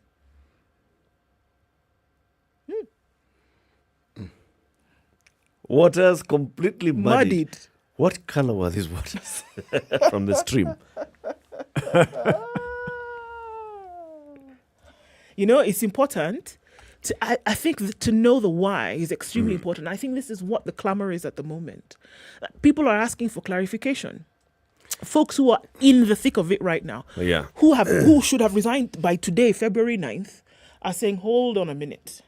Do I actually have to? And why is this? Because it has been shrouded in ambiguity all this time. And nobody really knows, okay, what lines are blurred here or what lines actually make sense. Now, do we color within them or can we step out while we are vying for these positions? You know, it needs to be made clear, not just, and it needs to be explained. I think a lot of times we throw the Constitution at so many things. Well, you know, the Constitution says, and according to the Constitution, Article 182, Section 5B, Section 132, we say it all the time, right? Now, what does it actually mean when the rubber meets the road? What does it actually mean? Why do you preclude some and then leave it open for others? And if these lines are crossing, then make it a level playing field for everybody. And if it is not, and there are things or within the Constitution that say so, then explain it. Explain it so that then it can be understood. And then okay? So we've said you do not qualify to be elected as a member of parliament. Read Senate, National Assembly. If you are a state officer, a public officer, unless you are a sitting member of parliament. Yes. Right? The law recognizes a governor as a state officer. Oh, God. So any governor who, because we have heard several governors who are serving their second term or are wishing to go to the Senate, they should also resign. Yes. But you know, there's a principle that is easy to understand, that you can't hold two jobs at the same time. Yes. Okay? But this one, you're not holding it. You're vying for it. You're vying for it. Yeah, the folks have said they want you. Yes. you're coming for this interview, first resign from your current job. Even that one, I understand. But what would have been, in my mind, simpler is what you stated earlier on. That by virtue of the fact that you're vying, you are immediately disqualified from the position you previously held. Okay, but that isn't in law. Yeah. So you have to resign. Meaning, you're not disqualified. You have to resign. Okay, you have to take the step. You take the step to say, I'm relinquishing this position Yes. so that I can take this one. Yes. But it doesn't say it. And you know... What are you guys It saying? does say it in Law City. What are you guys saying? That's exactly what the law says. That's what the Constitution says. That because you're going to take this You have position, to relinquish it. And I was saying... you shouldn't have to because No. you were elected. You see, the assumption, and this is a correct assumption, is that you can't hold two jobs at the same time. Yes. You can't be MCR and MP at the same time. After an election, right? One gets it. Yes. Yes. But you see, You are resigning. You don't have the job. Yes, that You I are- see the sense of what you're asking. Yes, you are jobless. You don't, and you do not know if you're going You to get it. most certainly Yes, do not you don't know. But here's the thing: it's qualification. You don't qualify to be elected as, because of the which position you means currently you hold. should not be nominated for that position, for that election, if you hold this position. And that is what the requirement is. The requirement is this position that you currently hold. If you're holding that position, then you do not meet the qualify. requirement. Okay, are there jobs that don't require all these things? these things are rather many. Julia says the problem with your interpretation in studio is that you're mixing issues of what the law says and how the law is applied in Kenya. The fact that these leaders break the law doesn't mean that the constitution isn't clear. Okay. Okay. So what's the clarity of the constitution? But nobody's breaking the law. Everybody, right? Nobody's breaking the law now when it comes to your qualifications or to be able to vie. In fact, the law is clear. The law is you very want clear. to be governor, You resign. leave And office. we have a number you of want people to who be have MP, resigned. leave office. IEBC has made it very clear that if you do not, then we will not clear you for any kind of nomination. That is clear. Nobody's breaking it. People are questioning what should happen and Yeah, why. because- Which in my opinion, there's nothing wrong with that. Because it's because of how the law. Right now we are under. So we are saying it in our senators now. So we are saying that Kiraito broke the law by getting elected Or you're asking because the he was a question- sitting senator. Or like that, or me, I have to resign, and why this fellow And doesn't no, have to resign, and the requirements are thus. Those are the issues. Let's pick the Yeah. calls. There are two callers on the line. Let's hear from them. Kerry, good morning. Yes, good morning, everyone. Good morning. Yes, I think that law is discriminatory, and therefore it has what we say ultra-bias to the. Kerry, your line is not clear at all. Let's try getting you. That is not clear. No. Yeah, I'll call again later. Please call back. Yes. Brian, good morning. Good morning. Good morning. I think we had faced the same challenges of interpreting the law, but there is a case that you remember, Kina Malala, Senator Keheka, Yep. There's a case there's Kina Joash, yes, Yep. who were MCAs before or were member of county assemblies Yes. before they were elected, and when the ruling of Honorable Kibe versus Waibara took place, a voter took them to court. Yes. And the ruling was, there's nothing in the constitution that says they have to resign 6 months to election. It just states an MCA should not be a member of parliament. The constitution stipulates the end of their term as the date of the next general election. Meaning by the time they are going to the election, they are no longer MCAs. That was the court find out. And they say that for the purpose of any general election, those members ought not to resign. But for a case of a by-election, they are supposed to resign.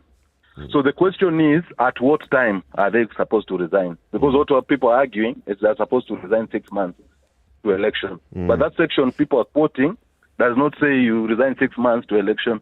It says you should not just be an MCA for you to be a member of parliament. Was this matter resolved at the Court of Appeal? Because it went to the Court of Appeal. What went to the Court of Appeal, in fact, it was litigated up to the Supreme Court. The Supreme Court returned it to High Court. This one for Waibara. Waibara and Wanjiku And then it Kibe. went to, now it's in the appeal. But these voters went with another petition to High Court. And since the law stipulates that an election matter must be dispensed with 6 months to election, the court ruled that it will not wait for the appeal, the merits of the appeal. Okay. And it went and determined the matter. I think it's election petition 369 of 2020. Yes. So there's a ruling to that effect. So currently, yes. What have the courts said? What is The court what's said the one they that is ought not holding? to resign. Ought The not to ones that resign. they don't have to resign. That's why Wanjiku Kibe are still in office. Yes. Yes. Kina Malala are still senators. So nobody ought to resign now. Yeah, those who state officers, elected ones. Governors, senators, women rep, and MPs. And plus the president. And what was the court's justification for that? It says Because the law has not said you must resign. It just says you are not qualified. No, the law says when their terms end. Meaning, by the date of the next election, they are not those people. Okay. They are not MPs, they are not MCAs by the time of the election. Okay. Because their time could have ended. Thank you. Thank you very much, Brian. Yeah. Okay. Asante sana for your call. Keep it right here. Conversations continue into the next hour. The Honorable Mark Nyamete, he is the Member of Parliament for Uriri and member of the Parliamentary Committee on Budget and Appropriations. He'll be here with us talking about the supplementary budget. It's a big issue. How much money is going where? It's 8 a.m.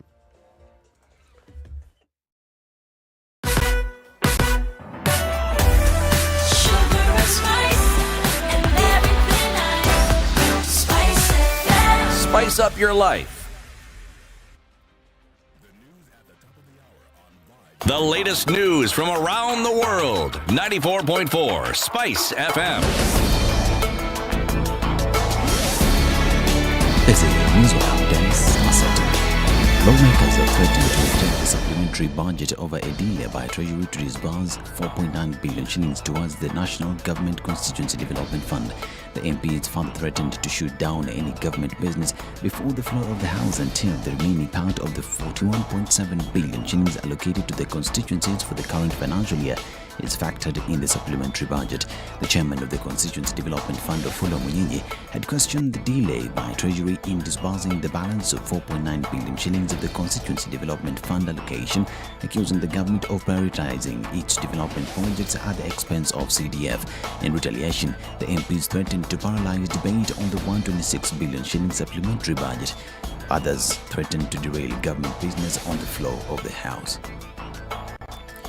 Now, those seeking political positions will have a tough time ahead as they will be required to meet stringent integrity requirements so as to be cleared. The Ethics and Anti-Corruption Commission is petitioning the Justice and Legal Affairs Committee to give them more teeth so that they can enforce the new rules, which will enable the Commission to bar those with integrity questions from contesting. We are in a mess as a Commission. There's a high chance that people may be planning to do things that are ready to draft as they are winding up. And this is the time that the EACC need to be extra vigilant in undercover operation, in investigation, in order to avert possible losses of money as a result of people who think that maybe I may not come back as a county secretary. Let me try to rush up some projects here and then I leave the problem to be sorted out in future. With the aspirants seeking various elective seats expected to seek clearance with various government agencies ahead of the nominations and subsequent elections in August, EACC asked the committee to allocate additional funds to enable it widen its net and closely monitor leaders at both levels of government against misuse of resources, especially the transition period. Now, the High Court has ordered former Nairobi Governor Evans Kidero to pay the Kenya Revenue Authority 427 million shillings to 69,795 in taxes for money raised towards his campaigns. Justice David Majanja, in a ruling dated February 4th, stated that Kidero had failed to demonstrate that the funds in question were raised for the campaigns and were actually utilized for that purpose. The directive follows an audit by the taxman over the fundraiser money, which Kidero maintained was raised and used for political party campaigns towards his Nairobi gubernatorial bid, thus making it immune to taxation. Now, Migori County Assembly Speaker Boaz Okoth has been impeached following an impeachment motion tabled by Muhuru Ward Representative Hebron Mahira.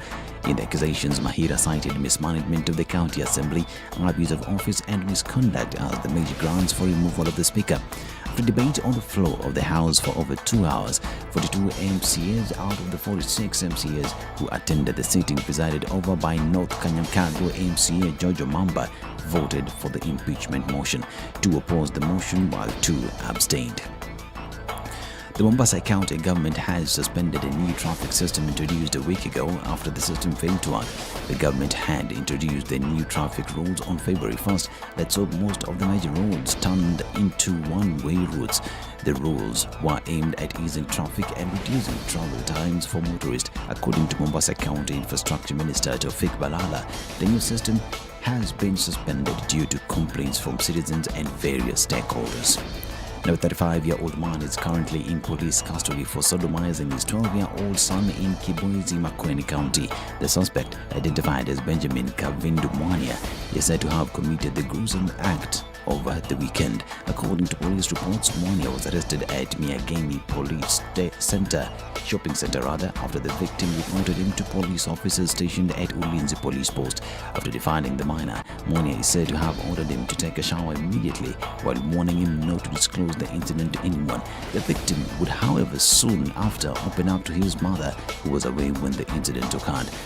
She proceeded to escort her son to the aforementioned police station. The Business and Equity Group has been named the 5th strongest banking brand in the world. The group is the only new entrant among the top 10 leading banking brands and has entered the arena with a brand strength index of 90.8 compared to the strongest banking brand that scored a BSI index of 94. The group tied with the top 4 banking brands with a similar branding ranking score of AAA+, the highest rating a brand can attain. This is Newswire. I'm Dennis Aseto. Good morning.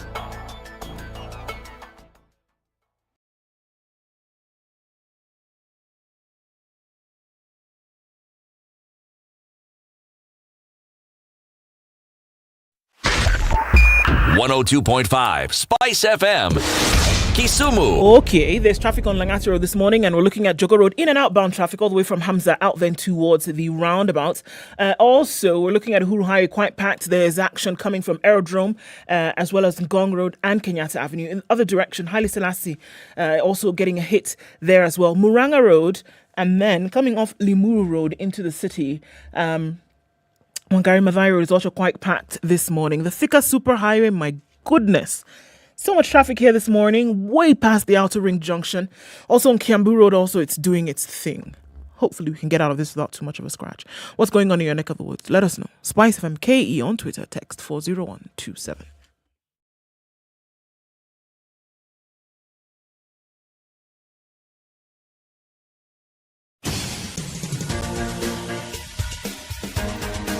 This is The Situation Room, the home of hard-hitting political commentary and penetrating insights about the state of the nation. This is a talk radio experience like no other. The Situation Room, a place for hard truths, debates, and elevated conversations. The Situation Room, witty, political, engaging, deep, controversial. In the room, we have C.T. Muga, researcher, academic, seasoned political observer, a fountain of wisdom in these politically uncertain times. Ndu Okoh, Nigerian by birth, Kenyan by choice, communications expert, Pan-Africanist, a truth seeker and believer in people power, and Eric Latiff, agent provocateur, the man in the chair, seasoned journalist, news hound, a man who believes in punching up, not down. It is 7 minutes This after is 8. Good morning. Thank you very much for keeping it locked. And the Situation Room, this is Kenya's biggest conversation.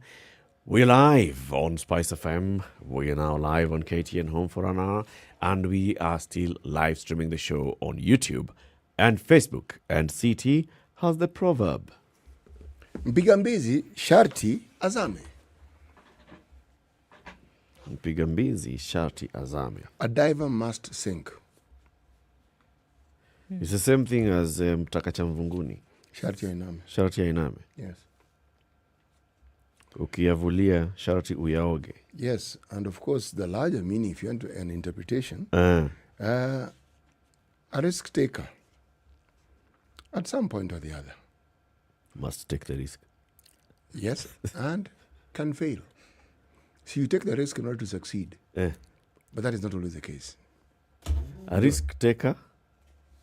Well, you take the risk in the hope that you will succeed. But you don't always succeed.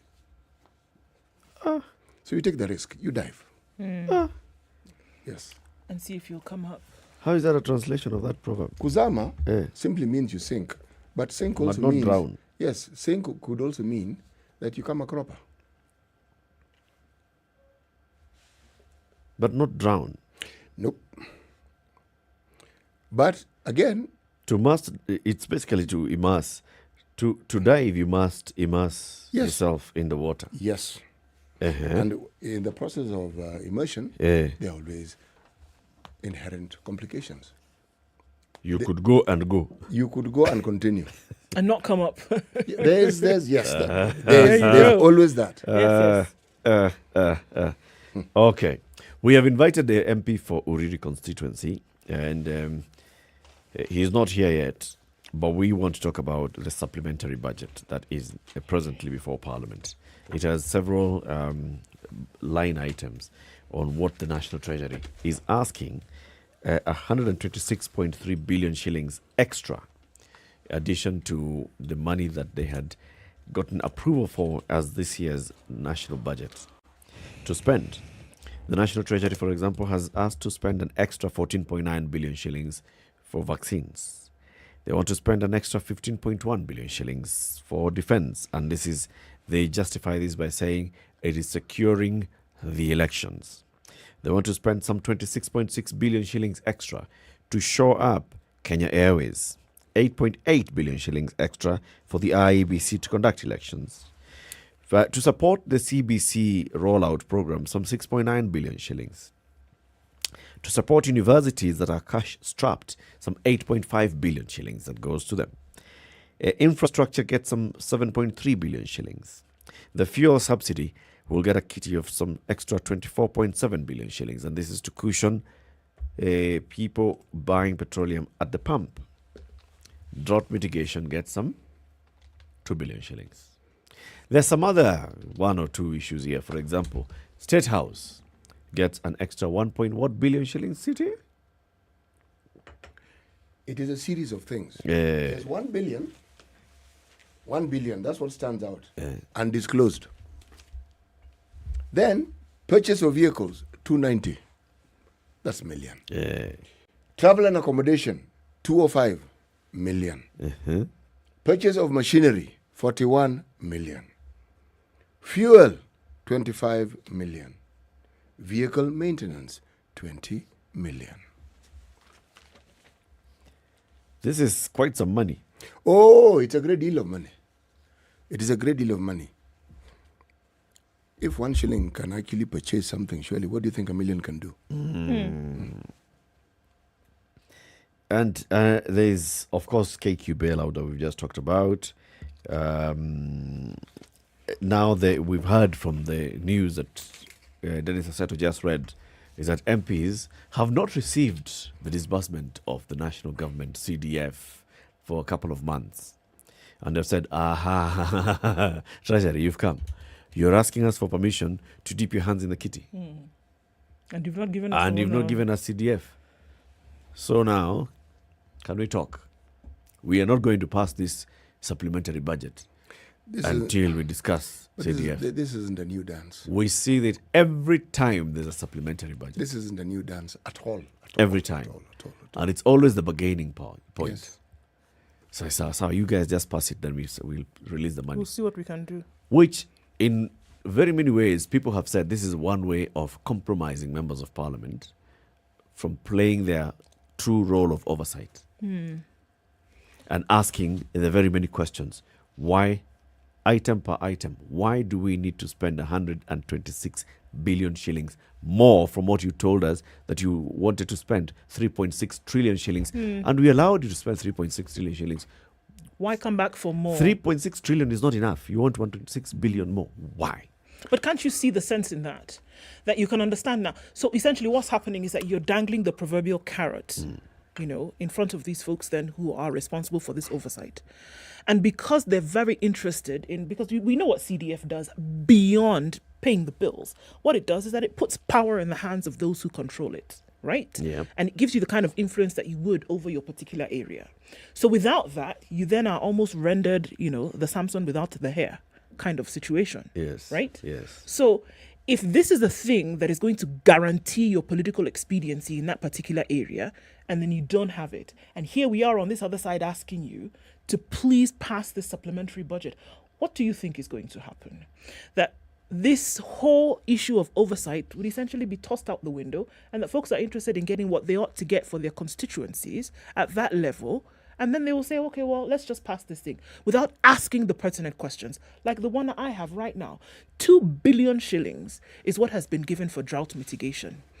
In this same country where we read a story this morning where a boy who is not older than 12 years old is going to survive on a soft drink, one soft drink, for 4 days. This is not a story that has been made up to be sensationalist. This is a story that is appearing. This person is alive today within the boundaries of this country today, right now. So then you would ask the question, the money that you were given, 3.6 billion, because we passed trillion, and we passed this and we said, go ahead and spend this and keep the country running. When you come back to say that you need more, 1, 2, 3, the job of Parliament is to ask these questions. We have a ravaging drought situation where people are hungry and close to dying on a daily basis.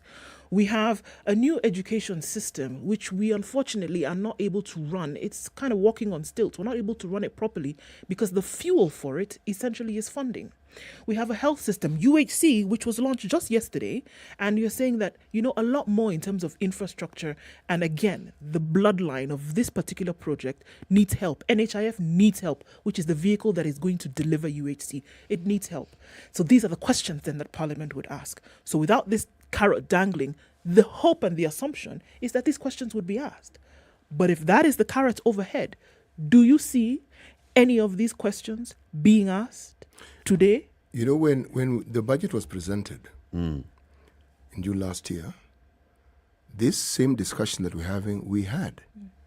And everything that we are now questioning was justified in that budget. Now, supplementary by its nature, I haven't heard of supplementary budget reducing money. It's always increasing money. Yeah. Okay? So what did they miss? Because last year we had a drought. It's not that we didn't have a drought. CBC was there last. Everything that we've added money to existed last year. Yep. So these things that changed, that necessitated the increase, what was it? How is it? I'm sure there's justification for it. I'm certain there is. But what is it? And now, when we're how many months away from? An election. The election? Yes. 6 months. So you want this money to be spent in this period of time. Yes. Okay, fine. Understood. Money needs to be spent. Are those our priorities? Are those the things that we're discussing here? Do they paint a picture of the citizens of this country being put on the front row, being given priority? Are we saying that these supplementary issues that we're talking about represent the fundamental needs that Kenyans have right now? Do they represent those needs? It's unfortunate, but the answer is clearly a no. It's unfortunate that the answer is no. That because look, when you're looking at governance and leadership and all the things that are required, we're talking about representation. The assumption is that the citizen is front and center in terms of what needs to happen to make life a little bit easier for them, to make the country a conducive environment within which all of these individuals can operate as single units of society or as collective units, whichever way you want to look at it. Now, if that is not happening at the very heart of government, then you're going to have to ask the questions, and the hard ones. That really, is the citizen the priority? And unfortunately, the answer glaring us right in the face is no. And every time things like this are done, then you have to ask yourself, and then I have to say, they are telling you a couple of things. And for the love of God, believe them. They're telling you this. Believe it, that you're not the priority. Because I'm at pains to understand, and call it rudimentary in thinking or even having a splash of naivety, but when people are starving and they're even begging you, do not give us money, give us food. Give us food. Give us food. We're not even talking about becoming wealthy. We're not even talking about doing business. Give us food so as to survive until tomorrow. That for me is a priority. Even this UHC that was launched the other day, for me, that's a bigger priority because people are looking for healthcare. They're ready to pay an arm and a leg for it if it's available, right? In the public system, ready to do that. How about throwing the money behind that? How about throwing a little bit more behind that? Not these ambiguous things that people don't even have an explanation for. For me, those are the questions that need to be answered. So you ask the question, is the citizen the priority? And unfortunately, the answer seems to be no. I don't doubt that there are very, very great things that have happened in terms of infrastructure development, around the country. But then I refuse to believe that a citizen is a priority where we're all existing within the boundaries of one country where people are starving today. Today. Not that they will starve tomorrow. We're looking at a current situation where 23 million people, people across 23 counties are suffering from the lack of food. And who have to say, don't give us money, don't give us cash for our cows that are dying, give us food so that we can survive to live another day. You know, when you look at the money that was put aside in our budget for agriculture, yes, you see, agriculture is the ministry that deals with these things like drought. In this regard, we have a ministry that deals with disasters and such like things. However, what we're talking about is food. Drought wouldn't be an issue if it exacerbated an absence of adequate nourishment for the people. Okay? We do not have drought every 10 years. In this country, it's something that bothers us on a yearly basis. Yep. Now, does our budgeting process indicate with clarity that this is something we understand and that we have been trying to mitigate against it? For instance, something as simple. When you have drought, cows die, livestock dies, okay?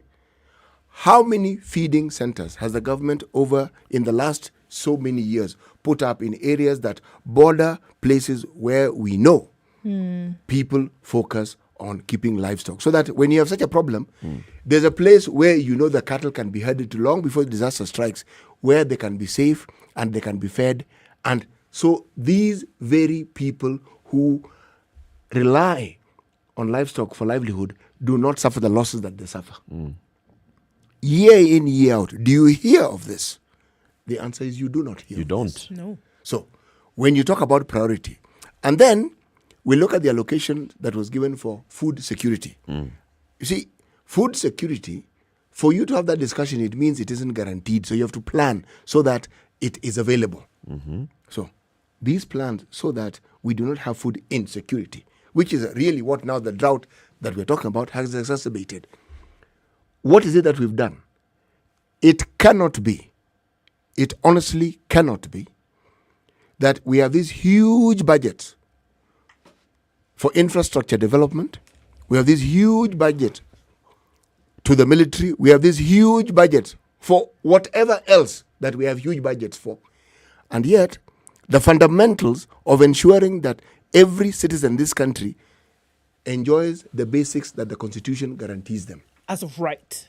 Right. As of right. Right. We're not even talking about favors being done here. No. We're not talking about, all right, the government has done its job, so It's let's not just give you a little bit of extra. No. Naomba serikali, it's not that issue. As of right. You know, there are basic things that are outlined that are your right. Even when we look at the rights of children to have a proper education, those are things that you are guaranteed. That you can actually go and question and say, how come you did not do 1, 2, 3 for me? That's it. Article 43 of the Constitution says you don't get these rights. You can take the government to court. Yes. For denying you these rights. And one of those basic ones is food. And not just food, but nutritious food. Yes. You know, every time you think about situations where something has actually been actualized, yes, and you see a response to it, it tells you of what, well, should we say, the degree to which an absence of that very thing meant. When free education became a reality in this school, free primary education, yes, schools were overwhelmed.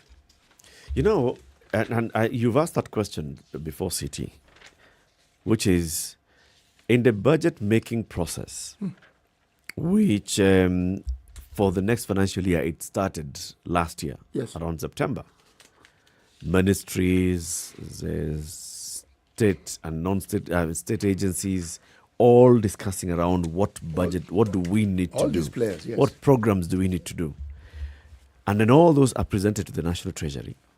And then the National Treasury brings the budget policy statement, and the National Assembly starts looking at that and sees, so what are the priority areas for the government? What are the priority areas for the country? The whole way of making a budget, up to the point where the Budget and Appropriations Committee takes its report to Parliament and says, what has been brought to us, okay, yeah, iko sawa. We can allow these guys to actually spend 3.6 trillion shillings. And then the CS comes and says how he's going to raise this money. And the budget, the Committee on Accounts and Finance looks at, so what are you saying you're going to do to raise the money that you... Yes, this money is... They approve. So by the time we're getting to the beginning of a new financial year, all those things have been aligned. The government has come and said, this is what we need to do, and we'd like to spend X, 3.6 trillion shillings in this particular case. What is it that 6 months later would justify you coming to say, oh, by the way, we have realized there are some things. For example, the Office of the Director of Public Prosecutions needs an extra 200 million shillings. Okay. Explain. Yes, why? There could be justification. There could be something that they missed in the last time. And then they've come and realized, we actually had not factored in that the ODPP has some cases that he needs to do some foreign travel, or he needs this and the other, or he needs to get extra hand from legal experts to come in and help. So we need to actually support, because there are cases that are very crucial, and they are at a point where if we do not support him, then those cases collapse. Is that the justification for saying ODPP extra 200 million? 15 billion shillings for security support, this and the other, fuel subsidy. Now you're coming and saying, oh no, fuel subsidy. We've realized that the fuel prices are going up, and now we need to actually cushion this thing by an extra 24 billion shillings. What are you talking about? You're stating it, but not explaining it and justifying it. And the people who should actually question this thing in great detail are not questioning it. I'm not questioning it. No. I'm not asking the questions. No. And you know what? You've given them the job. One, you've given them responsibility to question these things. And so, you know what? If you are in a position of the person or the people who come together to put this budget together, and okay, there's some gray areas, and nobody's asking the question, are you going to be worried? No. I'm not worried, because okay, we're just going to put it together. And you already know that the status is that these folks are not going to ask these questions. Nobody's going to put us to account about why we're asking for this extra money. Because as you are asking, 200 million for what? Who's saying? Well, what has changed? What's changed? Who is asking? Nobody's asking, so it's going to just fly by. And nobody's going to ask. And then you say, all this other money was used, and we don't know what it was used for. They put it in the budget for the purposes of black and white. But those who have been given the mandate and the responsibility to ask these questions are not asking. Budgets focused on the future. It's not as though a government budget is for expenditure for this week. It's for the whole year, up to the following year. Yes. The year hasn't ended. So you've come in, it's supplementary. There are things that have moving parts. What are these moving parts that would say that State House needs an extra 1.9 billion shillings? Remember, there's an allocation of more than 1.9 billion shillings already. There was that 2.7. Yes. And now you added. You want to ask yourself the question, between now when and we were June, starting the financial year, we said, it's okay, State House for the next 12 months spend 2.7 billion shillings. You come 6 months down the road and say, actually, we need a tad more. more. We need an extra 1.9 billion shillings. Okay, fine, you do. What for? Which and vehicles do they not have? What is this that was unforeseen? That now is an emergency. Yes. Because, just take the vehicles, for example. Because, I think you need to ask the basic questions. And I think that is where there's a huge failure. Because basic questions, and then somebody would look at it as though, these are just petty things that you're bringing up. But actually, it's not petty. You ask the question, 290, what did you say? I wrote it down. 200 new vehicles. 290 million shillings for new vehicles that will then be used between February and June. Yes. Why? See, February and June. For what? To buy new cars. The vehicles and for accommodation and etc. 205 million. Yes. Okay. You see, travel and accommodation. To ask the question. The questions are not being asked. Did you not know that he's going to travel in the last 6 months of his term? Were you not aware? The personnel or the wherewithal that the president requires for these things, have they suddenly increased exponentially so that this amount of money is required? Now, I don't doubt that there are issues of security. There are issues that need to be attended to that perhaps we cannot be told. That I understand. Because we don't understand very many things, even when we are told. So we will not be told. That one, I get it. Okay. However, the citizenry do need an explanation because it is their money you're spending. At the end of the day. Yes. So if you're going to spend it in good conscience, even if all you're doing is budgeting for the election, even that we understand, okay? But at least give us something to hold on to and say, they told us. It was explained to us in Yes. this way, Yes. all right? And I would like to assume, maybe stupidly so, but I would like to assume that even when the budget making, because I think another thing that we fail to understand is that come July and the CS holds the briefcase on the steps of Parliament, the assumption is that they stayed up burning the midnight oil coming up with the budget last night. No. It's a process. It has taken time. Now, again, I may be assuming stupidly that they did not know that there was a general election coming in 2022. For example. They did. And also, what I would really like to understand, governments do it all the time. This particular government does. It's not often talked about. Money is moved from this ministry to the other. I get it. Sometimes they say, we're getting to the end of this financial let's year. just shake They things haven't, up a and bit. they haven't spent the money. It looks like their burning capacity is not up to scratch, so let's move it around. Really? This particular year, with the problems we've had, how do you even justify this? How do you explain these movements? Why is it that suddenly there is more priority in one area than the other? A simple explanation would suffice, really. It would make sense when there's an emergency. It would make so much COVID sense. has come in the middle of a financial year. Okay, so we need now to go back to Parliament and seek authority to move money from here to here. Sawa. Like COVID was an emergency. Yes. We got it. We need to move money from here to here. The budget still remains the same amount, but we are just reappropriating. Yes. Okay. But when you say it is sijui what? You see, when you're raising it the is money. 8:30. Let's take a break. 0719-012-600. We want to hear from you when you talk about this. Julia says Parliament is incompetent, fueled by greed of unimaginable proportions, pure, raw greed. They will pass this supplementary budget. What do you think? 0719-012-600. Time for a break. Let's take a look at the weather and traffic. We'll be back shortly. This is the Situation Room, the only way to start your day. You know, when you see someone being jailed, a governor or two or someone who stole, then people will fear. Because our problem is not the borrowing, it's the stealing. We've become actually a nation of thieves. The only thing we lack is an opportunity to steal. The guys who quote the Bible and say, I'm a Christian and all that, and you know they're thieves. Return what you have stolen 4 times. If you know that you have property or anything that you have stolen, just return and say, my God does not allow me to hold stolen things. We are also a reflection of you because you elect us. We don't get into our office by ourselves. We are a reflection of the people who elect us. We don't want to go to the streets. We have a constitution that enables us, assert our will. When the legislature are now being taken as hostage by the executive for whatever reason, we are now bound by what they want us to do. This is just outside the realms of reality. We have impunity written into the DNA of our political class. How old were you when you learned that Jeshi la Wokoh is Jeshi la Wokoh? I can't say it very well. And everyone knows. Okay. This is the Situation Room, the only way to start your day. The sun's out in Nairobi. We'll see highs of 25 and lows of 16 today. Mostly sunny at 16 in Nakuru, highs of 28. 28 will also be the high in Nyeri, where it's sunny at 15. And 17 degrees and mostly cloudy, highs of 25 and lows of 13. It's mostly sunny in Mombasa at 27, highs of 32. 31 will be the high in Malindi, where it's sunny at 27. Kisumu, sunny at 20, highs of 29 and lows of 19. While Kakamega is sunny at 20, highs of 31 and lows of 15 today.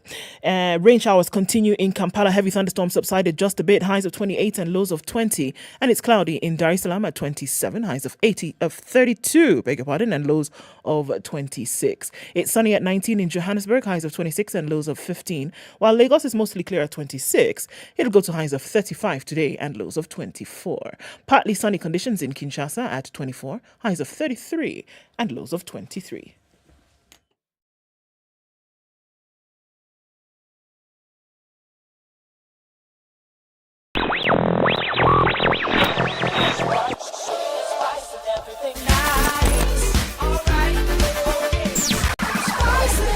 All right, Spice so up we're your looking life. at traffic on Langata Road, quite hot and heavy. Rilo Dinga Way also speeding towards Gong Road today. That continues. Also, what are we looking at here? Jogo Road, that whole area still a thing. The southern bypass looking pretty good, though. There's an option for you to use to get the longer route into the city. All right, looking a little bit better on the Thika Superhighway from the drive-in is where we see traffic this morning. Also, coming out of that whole Gigiri area, then going towards Limuru Road and Parklands. That continues. We're still in traffic hour. We'll see what it looks like in a short while, and then let's talk on SpiceFM KE on Twitter. Text 40127.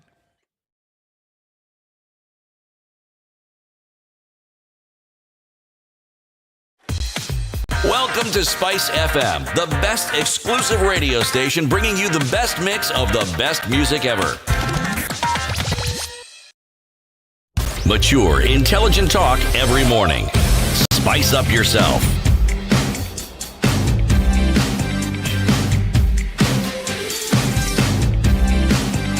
Mornings done right. 94 continues. In the room with you this morning is Eric Latiff, CT Muga Ndu Okoh. Our guest is supposed to be the Honourable Engineer Mark Nyamita, the MP for Oriri constituency and a member of the Budget and Appropriations Committee of the National Assembly. We're to talk about the supplementary budget. Mheshimiwa has not come. Mheshimiwa is not picking calls. We just hope that he's okay. We hope that he's well. So now, let's still talk about the supplementary budget. It's a matter that's before the National Assembly, and then, of course, it will go to... as we're looking at the figures, the headline again in the Business Daily City. This one is inflammatory. State gives Uhuru 1B extra for undisclosed items. And yet, where they list the additional monies, they say increase allocation in the president's office. Okay, and that's where you have the allocation, the undisclosed amount, which is the really huge amount, 1,050,000,050. Okay, then you come to purchase of vehicles, travel accommodation, blah blah blah blah blah blah. You see, total 1.9 billion. You can even contextualize it and say, we probably didn't buy vehicles in the last. I'm not saying you didn't. I am saying there is a way in which these things can be explained. But Ndu, you seem to have gotten this thing right from the get-go. There is a clear indication by those whom we have elected, selected to rule over us, to feel they have they're under no obligation whatsoever to explain anything to us. And when you ask, the response usually is some silence or some explanation that you really wish you hadn't been given in the first place. I don't know why it is that those in leadership don't seem to understand that this disparity we have in this country is disturbing. It's really genuinely disturbing because it's increasing.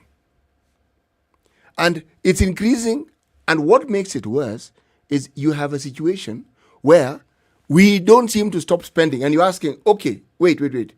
We can understand poverty. It means we don't have enough resources. But why do we have resources for these other things? And yet, some of these very fundamental things we don't seem to have resources for. What are you saying? You add money to in the Ministry of Interior, and the areas that have had conflict still have conflict. We're asking you, okay, this money you want, what is this thing that you're going to do with this money that you can't do now with the money that you were given before? Yep. What is it? And you got to ask the question, because even if you want to look at something like security, Yes. we had the issue of Lamu, which is still an issue, but that kind of died down because nobody really was giving any attention to it. We don't know what has happened, if any arrests took place. We don't know if anything has been done to secure Have those people gone back? Have they they been gone back to resettled? their homes? Have they been resettled after having to run away? We don't know what happened with that. For me, there's an issue that would need some urgent attention, and we know that to be able to do that, you would need funds flowing freely. Baringo continues to be an issue. Laikipia continues to be an issue. We had a member of parliament who we don't know what her case is standing at right now, but she was arrested because she had the gall to open up her mouth and say, you know what? Secure us. Then let us carry arms for ourselves. Since you have not been able to do anything for us as a government that's supposed to guarantee our safety and security. So let us carry. So what do? You arrest her. You arrest her. Hate speech. So what has been done? Okay, let's leave food if we can. Leave alone the Matiang'i has fact. promised the mother of all operations in that area, okay? Leave food if you can, because let's leave alone that thing which you need for sustenance to be able to stay alive. Okay, secure the people. Secure the people so that they're safe. against these warring issues, which we know already are instruments that people use to maintain power. Why won't you do something about it? Because they're not a priority. And I think that the bitter truth must be faced. Until and unless the people over whom governance and leadership is being sought, until and unless they become a priority, you're going to continue grumbling about these things year in, year out. Until they become a priority, it's not going to happen. Where you see countries flourishing is that they have put the people first, and that they do everything and rally around that priority to make all these things then happen. You know, we seem to accept disparity as a norm, and it shouldn't be. Because if you remember in a time gone by, one of the hallmarks of prosperity in a man was an expanded girth and some ill-fitting garments, which you bought at a time when your size was perhaps what it isn't in that particular current time. Opulence and conspicuous consumption was accepted. Unfortunately, it's still accepted now. The only thing is that now with the expanded girth, you can say you go to the gym. Yeah. Okay? As I said, go to the gym, not anything else. And that shows, and that shows, you're doing yes. well. But how is it that problems that are staring at us in the face, are we saying that the government is unable to deal with these things? Or they don't see them?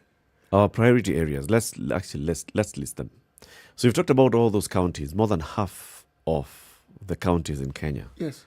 That are facing starvation, where people are facing starvation, right? More than half of the counties. Then it is same areas where you have issues of insecurity. Same areas. Issues of insecurity. If you talk about West Pokot, Elgeyo Marakwet, Baringo, all the Kerio Valley there, and the skirmishes that have forced, Matiang'i to even go there and leadership to talk about this insecurity. Those people who are not able to feed themselves today are also not able to shelter themselves because fighting. And other parts of the country. This story, for example, that we were reading earlier today, which is looking at a 10-year-old boy who was given a soda, 300 milliliter soda, took a sip and then said, it has quenched my thirst. I am going to hold on to this soda. I'll take another sip at 4 p.m. and save the rest for the next 3 days. He says the amount that he had already taken was sufficient to keep him alive and give him energy to continue his journey to Lakauda in Samburu East. His family and others have been migrating from Larata due to severe hunger that has ravaged the area. People are migrating looking for food and water. Those that have the energy to move. Those that are elderly or sickly and their family members are not able to carry them, are left behind. Stay, we will come. The government has a program of feeding the people, working with various stakeholders and well-wishers. These people are saying the last time we received some money was some 3,000 shillings in September, and September was last year. Bought food, yeah. Yes. We bought food. I am a man, I have a wife, I have 11 children. 3,000 shillings, bought food. Didn't even last 2 days. Since then, we're just living and scavenging, so to speak. Those are people who would sit back and hear, the National Treasury has gone to Parliament and has sought the authority to spend an extra 126 billion shillings. And where is that money going? We are going to buy the president some cars. Where is that money? Really? Yeah. That's it. That flabbergasted look on your face is what should actually be on the faces of many people. We are going to spend, was it 20 million shillings or on fuel? How 25 much? Million 25. On fuel. 25 million shillings 20 on million extra on yes. fuel. Remember, there's already a budget for fuel for State House. An extra 25 million shillings on fuel for the next 4 months. This president is not seeking re-election, so he's not campaigning. Where is he going? Where is he going? He can tell us goodbye on TV. There are how many state functions that are left? We have Madaraka Day, we have Mashujaa Day, we have Jamhuri Day. Well, Jamhuri is gone, but you have two. He can even go to Parliament and say, I'm coming to address Parliament. Everybody, live stream this thing, put it on radio. I am saying my goodbyes. Where are you traveling to? Raymond in Langata, good morning. Morning to you, how are you? Very well, thanks. I think it's clear that members of parliament have failed Kenyans in oversight. And most of the time, this supplementary budget used for looting. For example, this government is living in finance.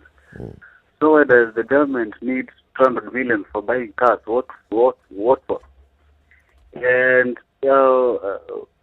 even status I've seen. I saw yesterday that the government is in talks with the World Bank. They want to borrow 23 billion.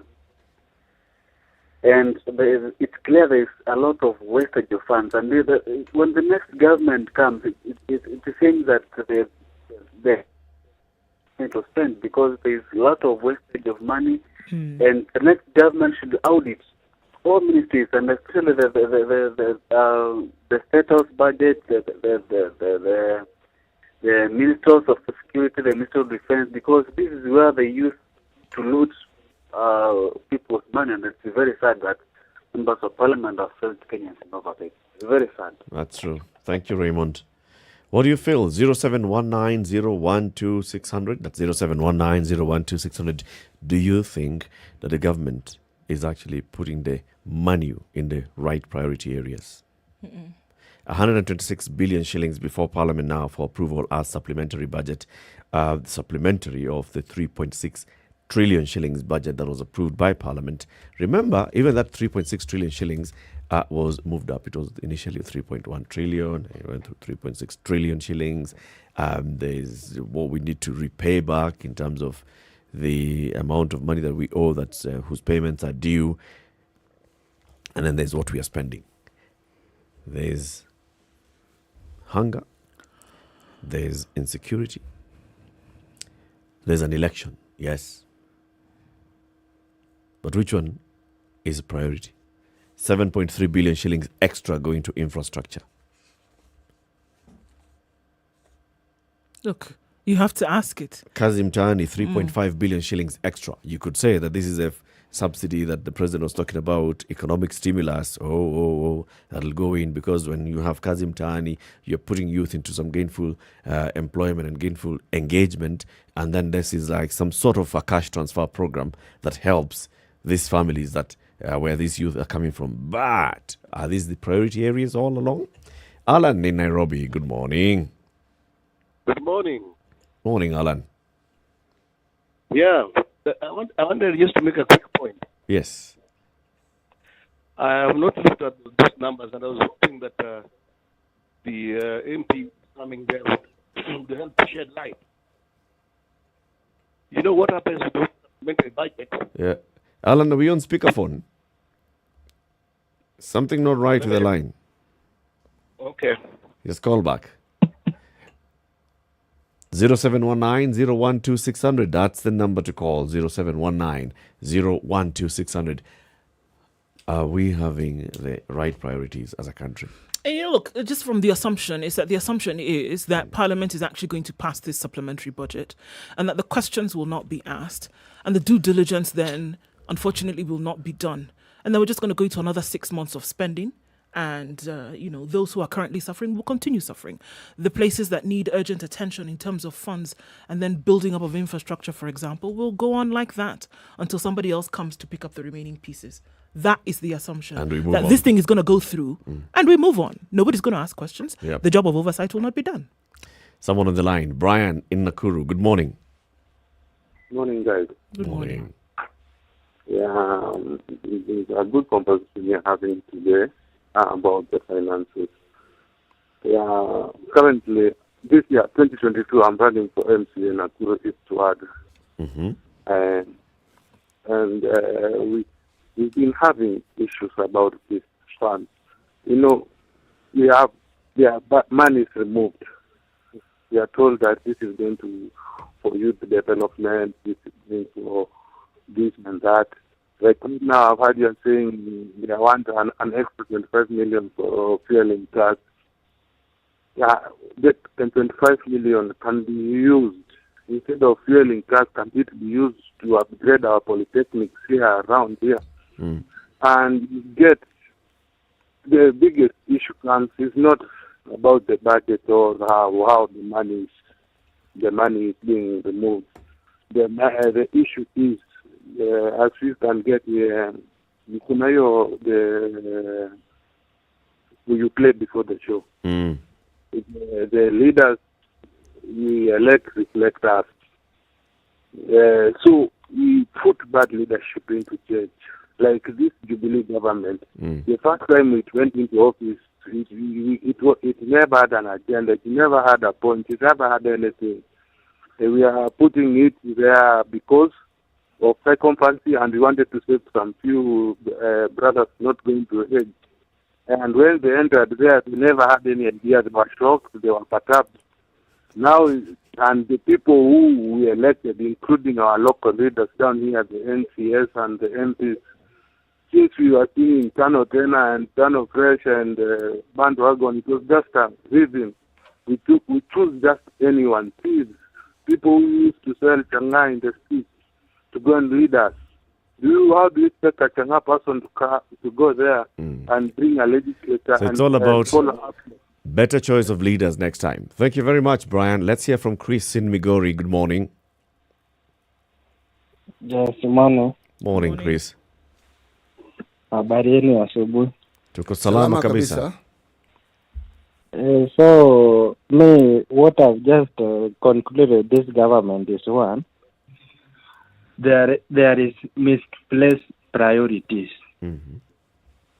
For instance, like, you can give me like we have a good facility of health, but kama niko na njaa,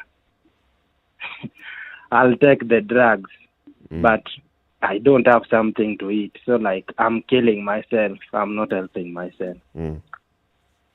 For those people in Baringo, like those who utapata like njaa inatusumbua si wa Kenya, for instance. But now the loaf of bread of 400 is now 60 shillings. Me like a normal mwananchi, I'm hustling today, maybe one day. So you will expect me to eat bread every day. That's a problem. Another problem is on this issue of UHC. It is good they have brought it at the right time. But how the government has placed our economy, some people can't even afford that monthly contribution. So these people need to see on other ways. They should not only see on the third class only. They need to check even people of the lower class. That's true. How Thank you, Chris. Can help them play. Asante. Rufus in Juja. Good morning. Yeah. Hello, Rufus. Hello? Hi, Rufus.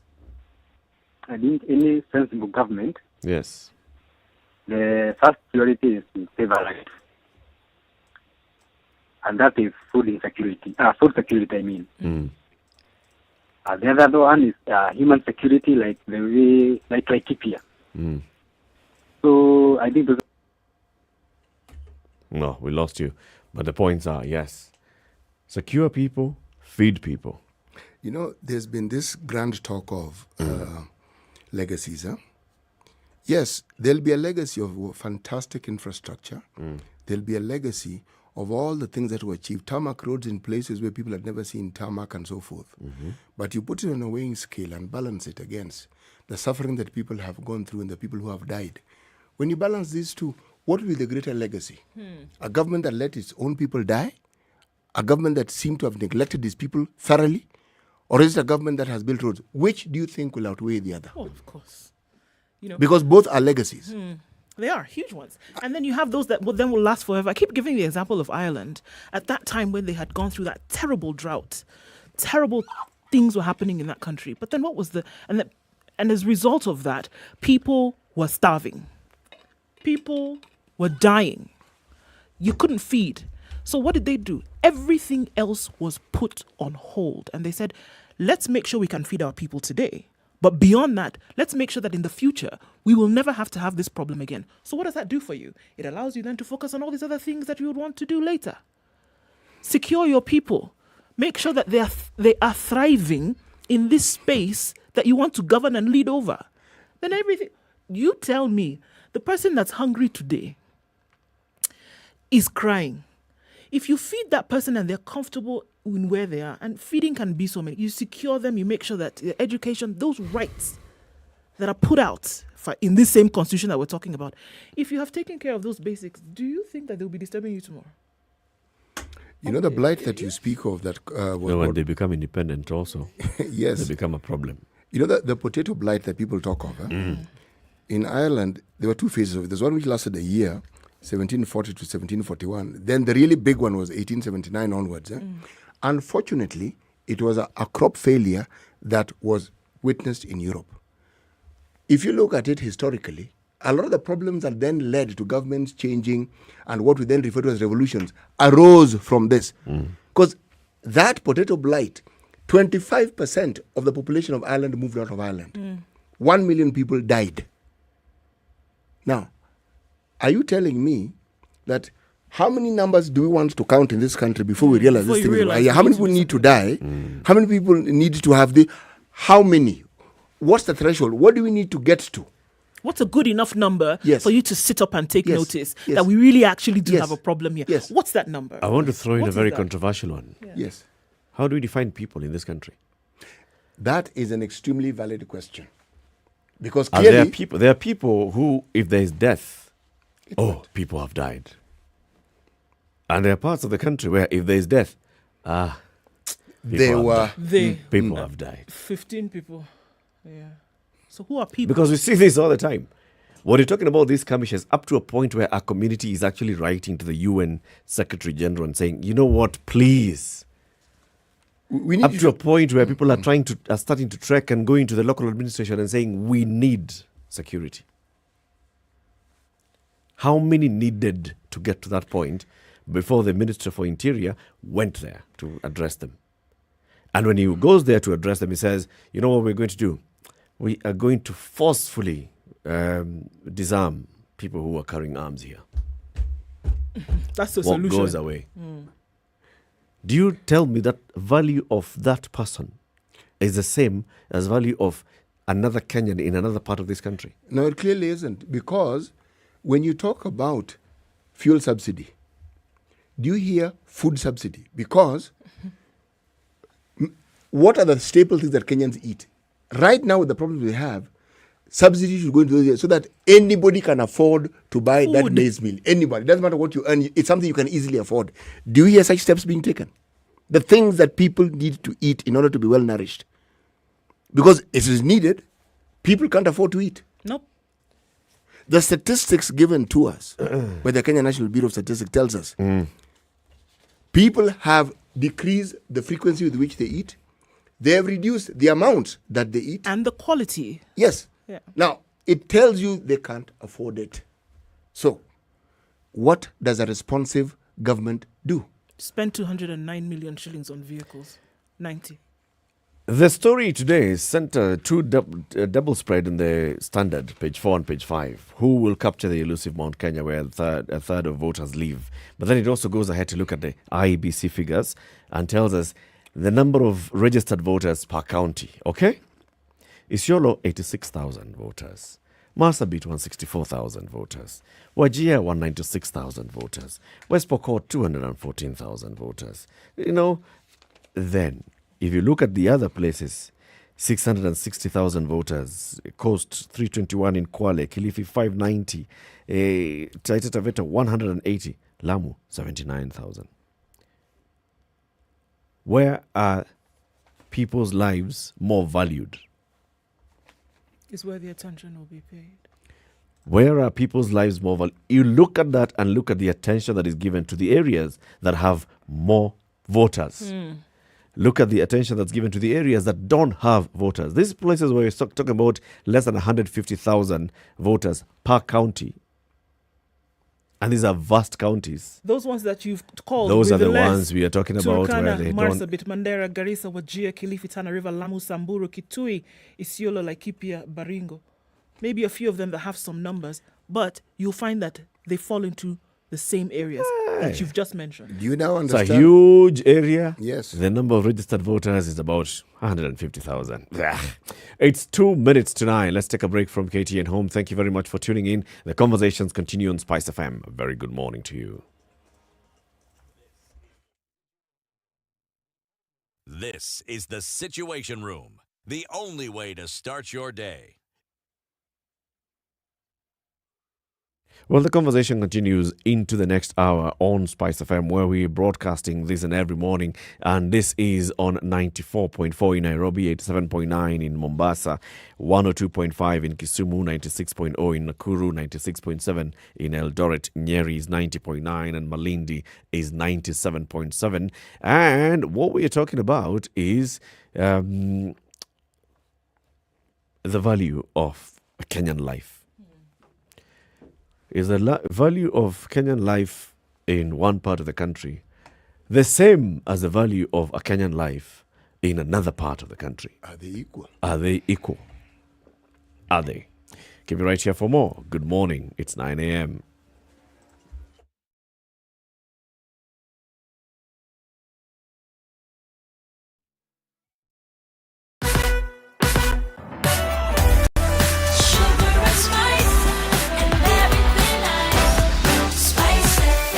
Spice up your life. The latest news from around the world. 94.4 Spice FM.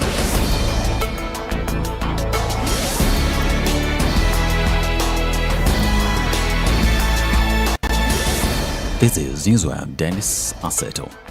Kenya has approximately 10 million doses of COVID-19 vaccine in storage even as the expiry date fast approach.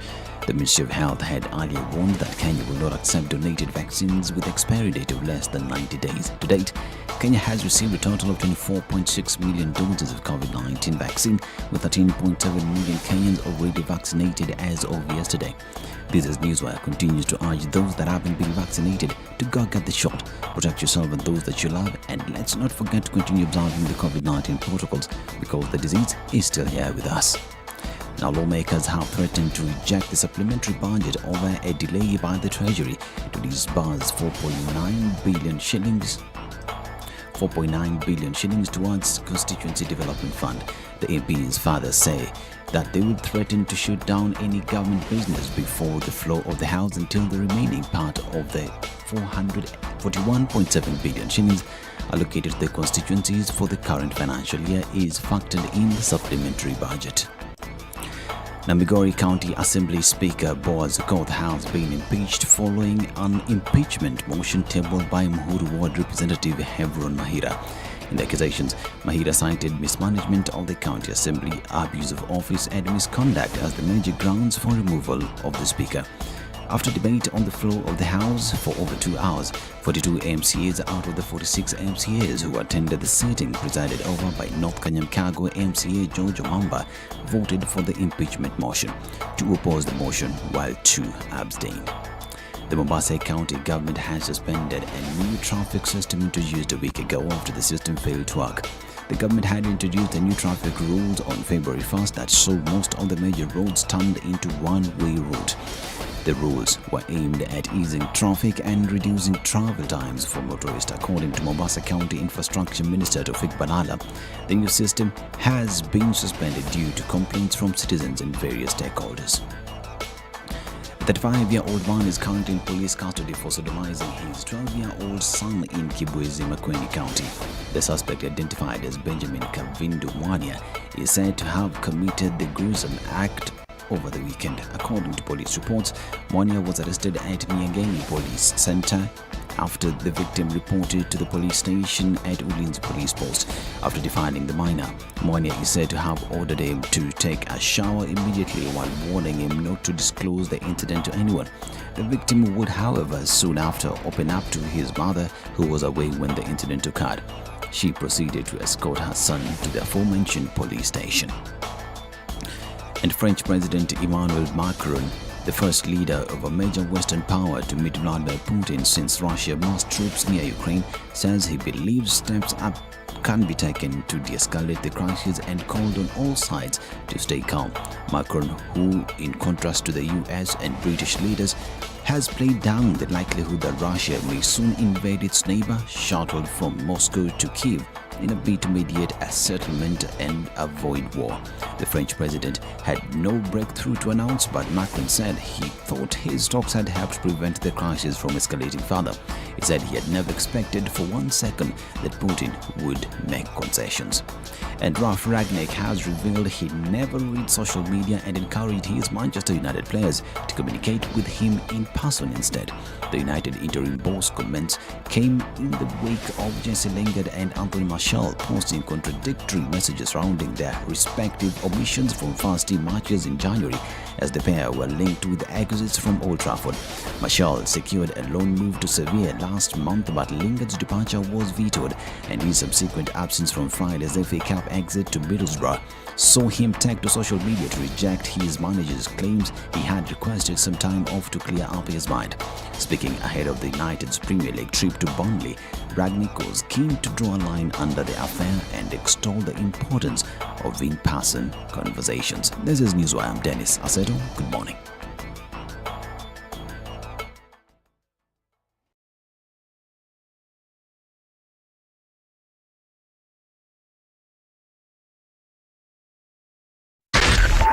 .4 Spice FM. Quite heavy on Langata Road this morning, and we're also looking at it on Thika Superhighway having built up, and it's really heavy, bumper to bumper, all the way past Survey today, and then going towards the Utali Drift. That's still a thing. We're looking at only now outbound traffic on Limuru Road. That has gotten much better as the minutes have ticked by. We're still in traffic hour for another half hour or so, so let's keep looking at what is going on out and about. So Mombasa Road, that's still an issue today. We're looking at that whole stretch between Sabaki and the SGR, moving very, very slowly this morning. So let us apply some patience, shall we? Let's do it. And then talk on SpiceFM KE on Twitter. Text 40127.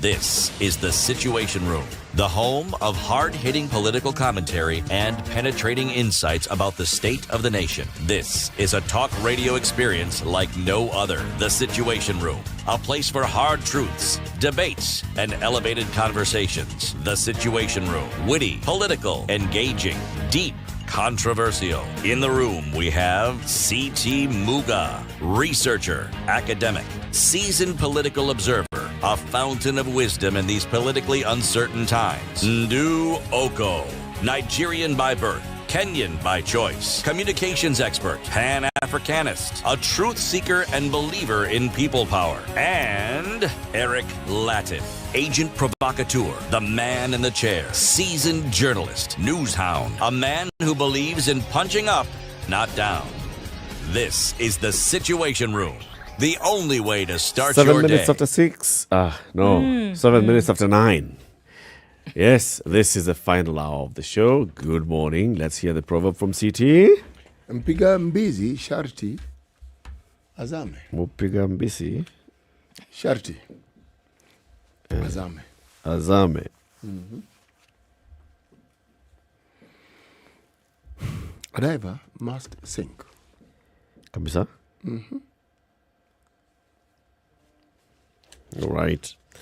So the conversation continues, and we are talking about, just how we've ended the previous conversation. And this is the value that we attach to human life in this country. Are all Kenyans equal?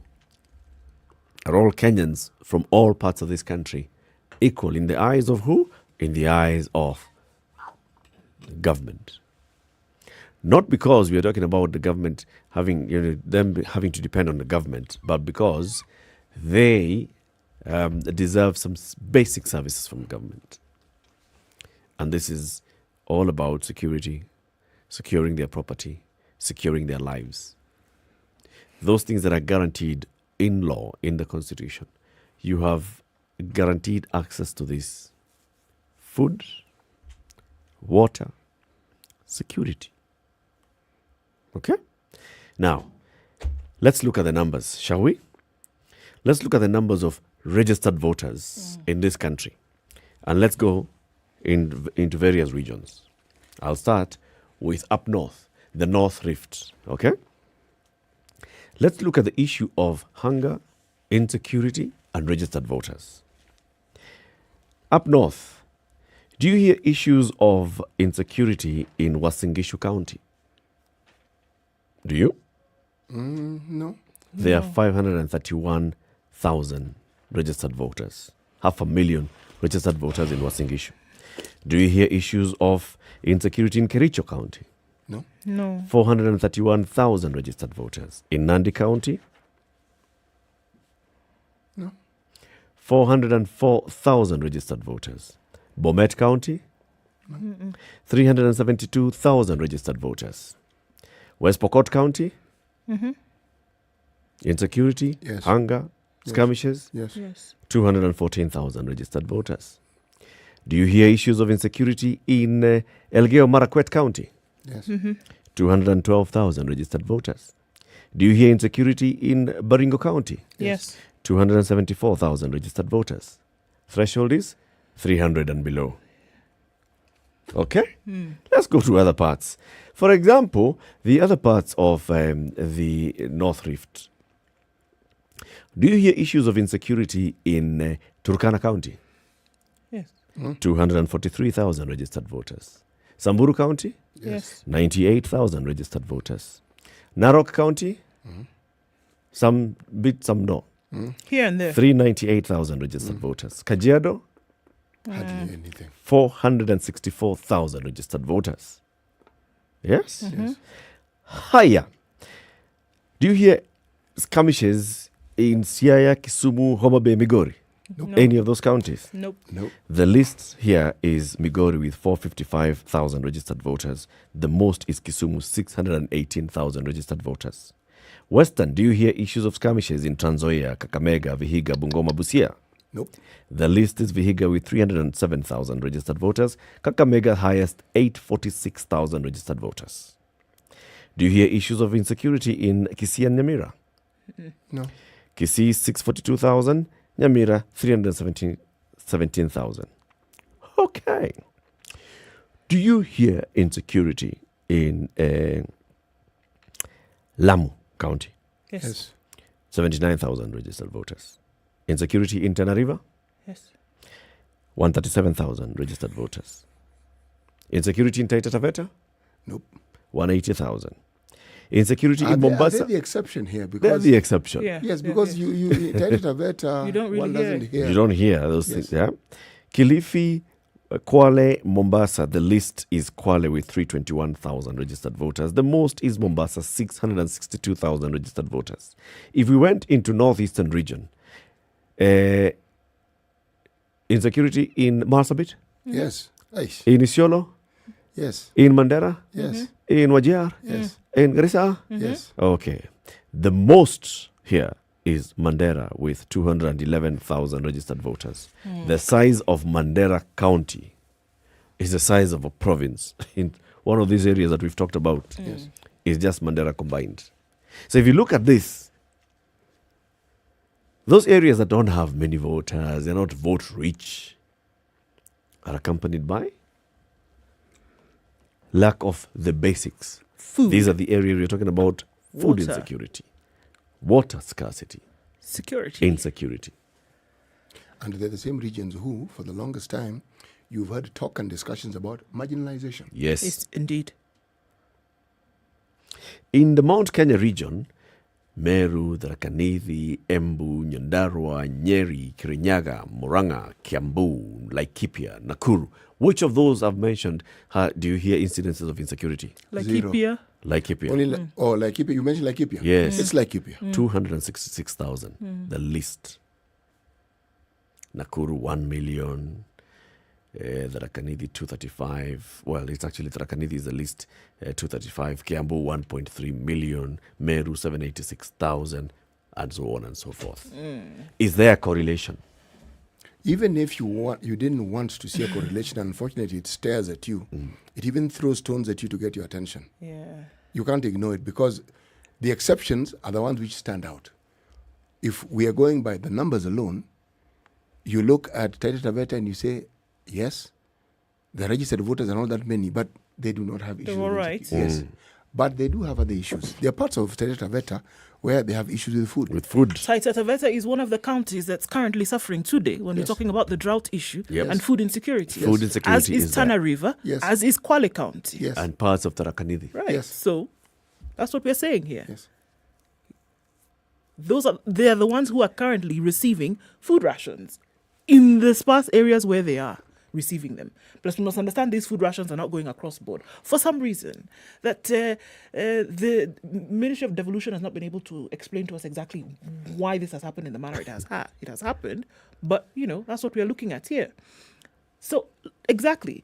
Even if you want to be conservative and say, no, there is no connection between the two, that how can we say where there are lesser numbers of registered voters, for example, that's where we'll see an issue with food security or we'll see an issue with insecurity. But you can't but look at it and say that where we see high numbers of registered voters, 350,000, 450,000, 1 million, do you see these problems? Are there people in the middle of Nakuru County, for example, today who are waiting on food rations from the government? Are there people in the middle of Kisumu County today who are saying that they've not had water and no alternative source of water? Even if there's no water running out of the tap, there's an alternative source of water. Have you seen the people who are complaining because of that? I'm glad you brought up that issue because this threshold that we're referring to is rather low. Because even in these places where we think that people seem to be faring better, they're actually not. Because every time you have a city or a big town, you have a slum. Yes. Okay. How do slums get formed? What is it that gives birth to slums? People migrate into these urban centers, but they do not have adequate resources to enable them to live in permanent structures or to be able to survive on a day-to-day basis. So slums just keep expanding. Look at the number of slums that just keep growing and growing and growing in Nairobi. It said that for every affluent area that you have in Nairobi, for example, just over the fence, literally, there is a slum. Precisely. Take your pick. So, and those exist under the watchful eye of the government. And whether the government likes it or not, it is the greatest indictment on their inability to do what they need to do for their citizens. Because you talk about affordable housing. This affordable housing story is very interesting. Because the world over, there have been attempts to ensure that people who live in slum areas get alternatives to what they have. And you know what happens? People who live in those areas over a period of time develop an ecosystem that they've learned to cope with and they're content with. They have their ways of going about the business. Now, when you talk about bringing about housing, you talk about disrupting, not providing housing. You want to disrupt their whole way of life. And there's always resistance. Now, what am I saying here? What do people need more? Do they need houses? Do they need water? Do they need food? Do they need security? Which is a priority? Someone who lives in town has one advantage. If there is a security apparatus that exists within those boundaries of that town, somewhere along the line it will reach you. But in these far-flung areas that we're talking about, they do not have that cover. You don't. In an urban setting, there's always a prospect and a hope for work because there'll be some place where people manufacture something, there's something that is being done. In the rural areas, it's your farming. Now, if you're moved away from your land because of insecurity, how do you survive? That's it. How do you make a living? That's it. You don't get any alternative. No. If you're a pastoralist and your cattle are stolen, how do you then live and survive? You don't. Yes. That's about the size of it, that you don't survive. That you live a mere, very poor resemblance of what you would have done before. Even that life, as it was, with your cattle, being a pastoralist, many would argue that there was a rough life. It was difficult. Now, the very thing that enabled you to survive even within those difficult circumstances has then been taken away from you. What do you do? Ministry of Agriculture includes livestock and fisheries, don't they? Yes. All right. Now, so look at people who depend on, say, the blue economy, people who depend on agriculture, and we were including pastoralism into this. What is a success story that the ministry can tell us they can point to? Okay? And say, folks, we've had projects that were purposed, for instance, to bring about this story we keep talking about food security, insecurity, and so forth. Mm-hmm. We had a similar project. It's well known. It's mostly well known for the way it tanked and what happened. And how the country that was supporting it had a whole ambassador leaving the country because it's figured, I can't work in this sort of situation. Galana Kulalu. Precisely. It still produces food, but it's a fraction of what it should. A small fraction. Which means, had it been working as was planned and it was purposed, we would have a totally different story about food security. Completely. Now tell me, when we knew that there were problems, what has the government done to right the wrong that was there? Nada. Has anything been done? No. So you get the impression that if one introduced the subject of sabotage, they wouldn't really be fishing they wouldn't very be far far off into the mark. water. Not really. No, not really. Because here you are, and the resident capacity is there. Capacity to do this is there. Funds have clearly been put towards this to make it happen. And then somewhere along the line, those funds diverted, used for something else, water being diverted to another project. And then you wonder, this was a project that was essentially supposed to feed the nation. Yes. And it could have done so easily. Without like water, it would have been done easily. But even that, there was somebody who said you eat the thing and then you eat the children. You eat plus the egg. It was you. It was a proverb.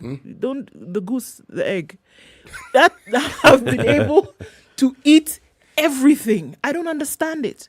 And then you want to come and tell us tomorrow that people will stand on a podium and tell you 6 months to an election, actually, it is for your welfare that we are asking for these positions and that we care about your welfare.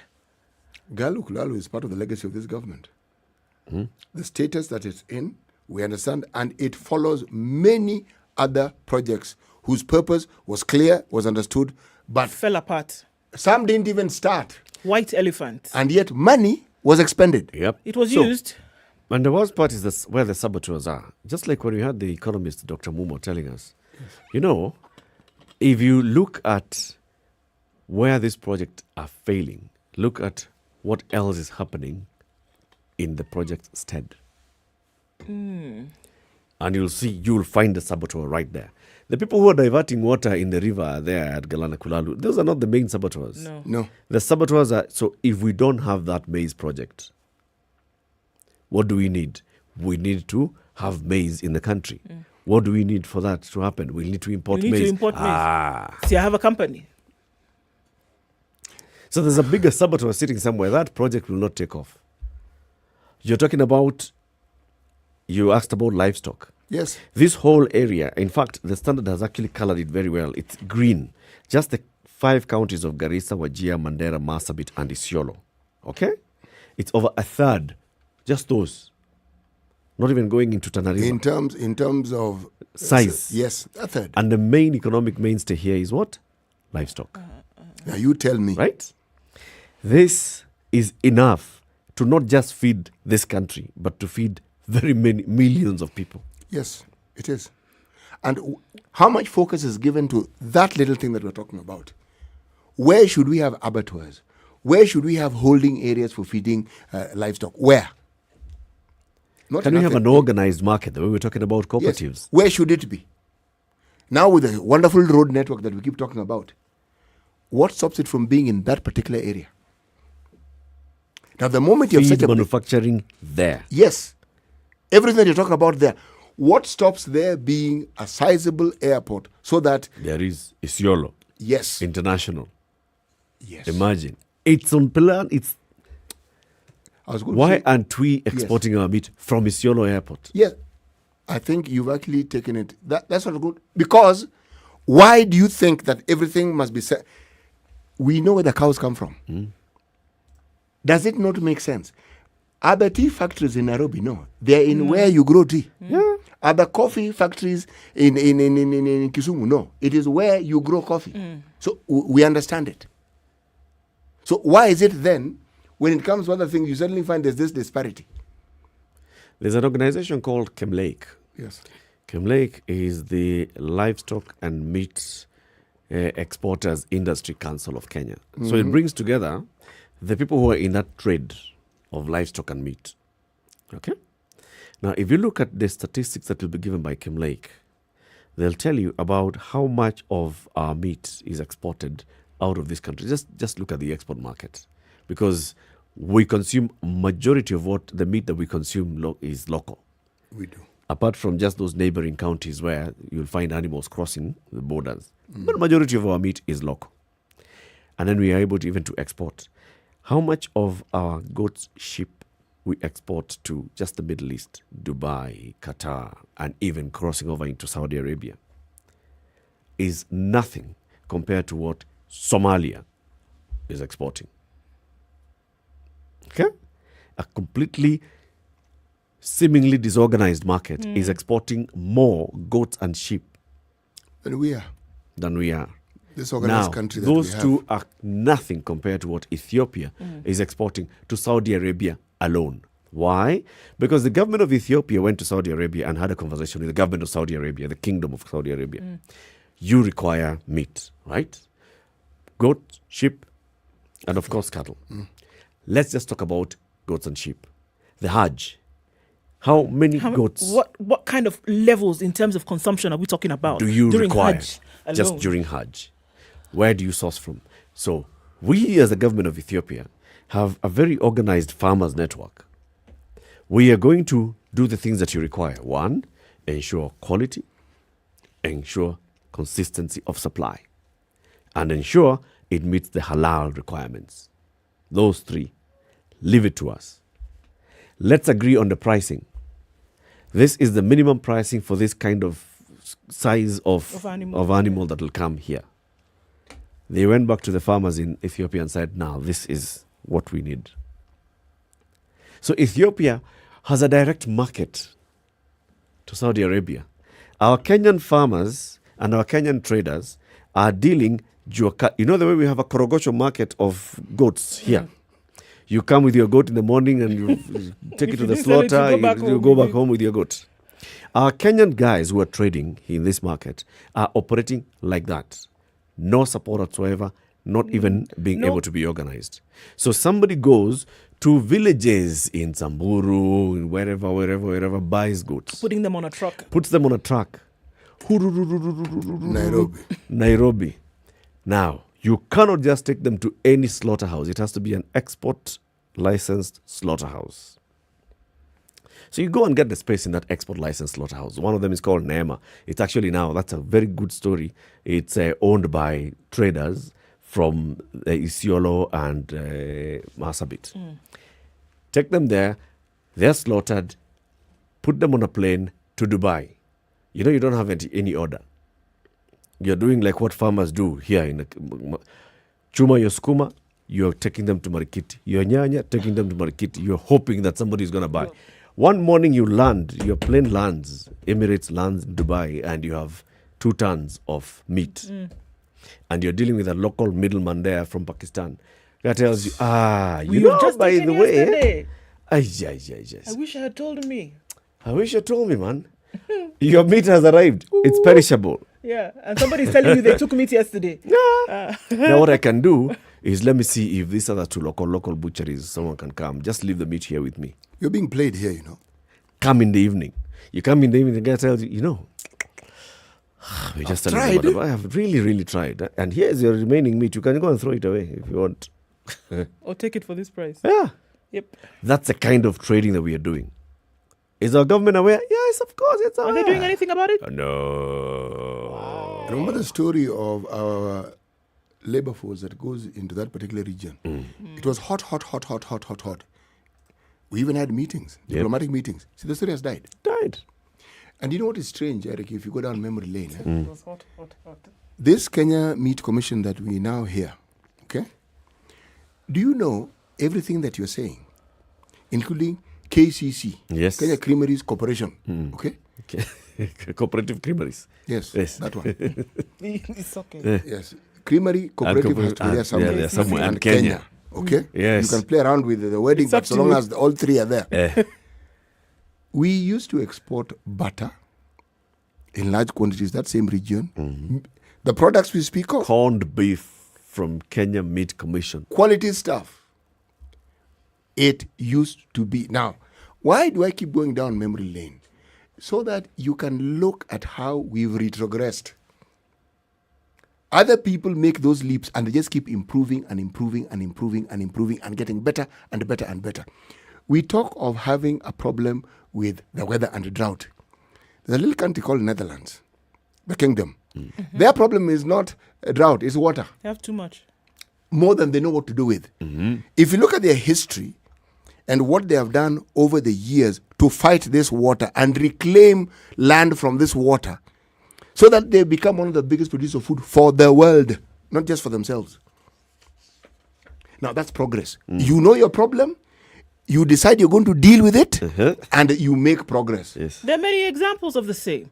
Look at this Israel that we're shouting about now today. Israel exports some of the most nutritious fruits and vegetables. Just so that you know, Israel is a desert. Yes, it is a Australia exports rice.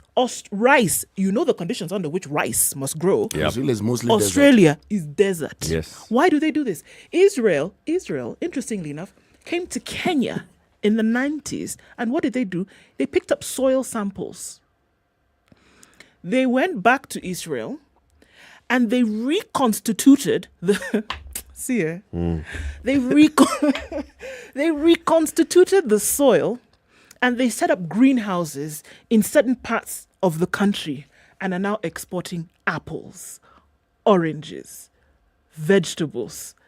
And Kenya is importing some of those products from Israel. It's a story that's replicated around the world. I mean, we were told right here in this very studio by an expert in that field, all this fodder and feed for livestock.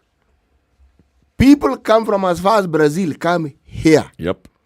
They take this and they say these samples you have are wonderful. You've done some good research and you've developed this one. Yeah, super. A couple of years ago, I grew up in the middle of the city and I meet somebody from Nigeria. I said, what are you doing here? He said, no, they've come with a group of other people from the VOM, the Veterinary Research Institute in northern Nigeria. They've come to do benchmarking. They want to understand how these Kenyan farmers...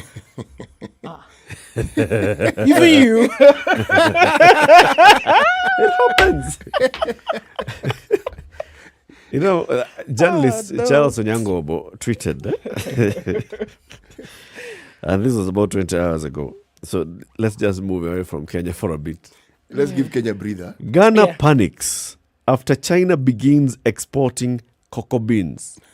What did Ghana do just 2 years ago? They stopped the Swiss. They said, we are not exporting. Giving you people again. We are doing value addition here. Here.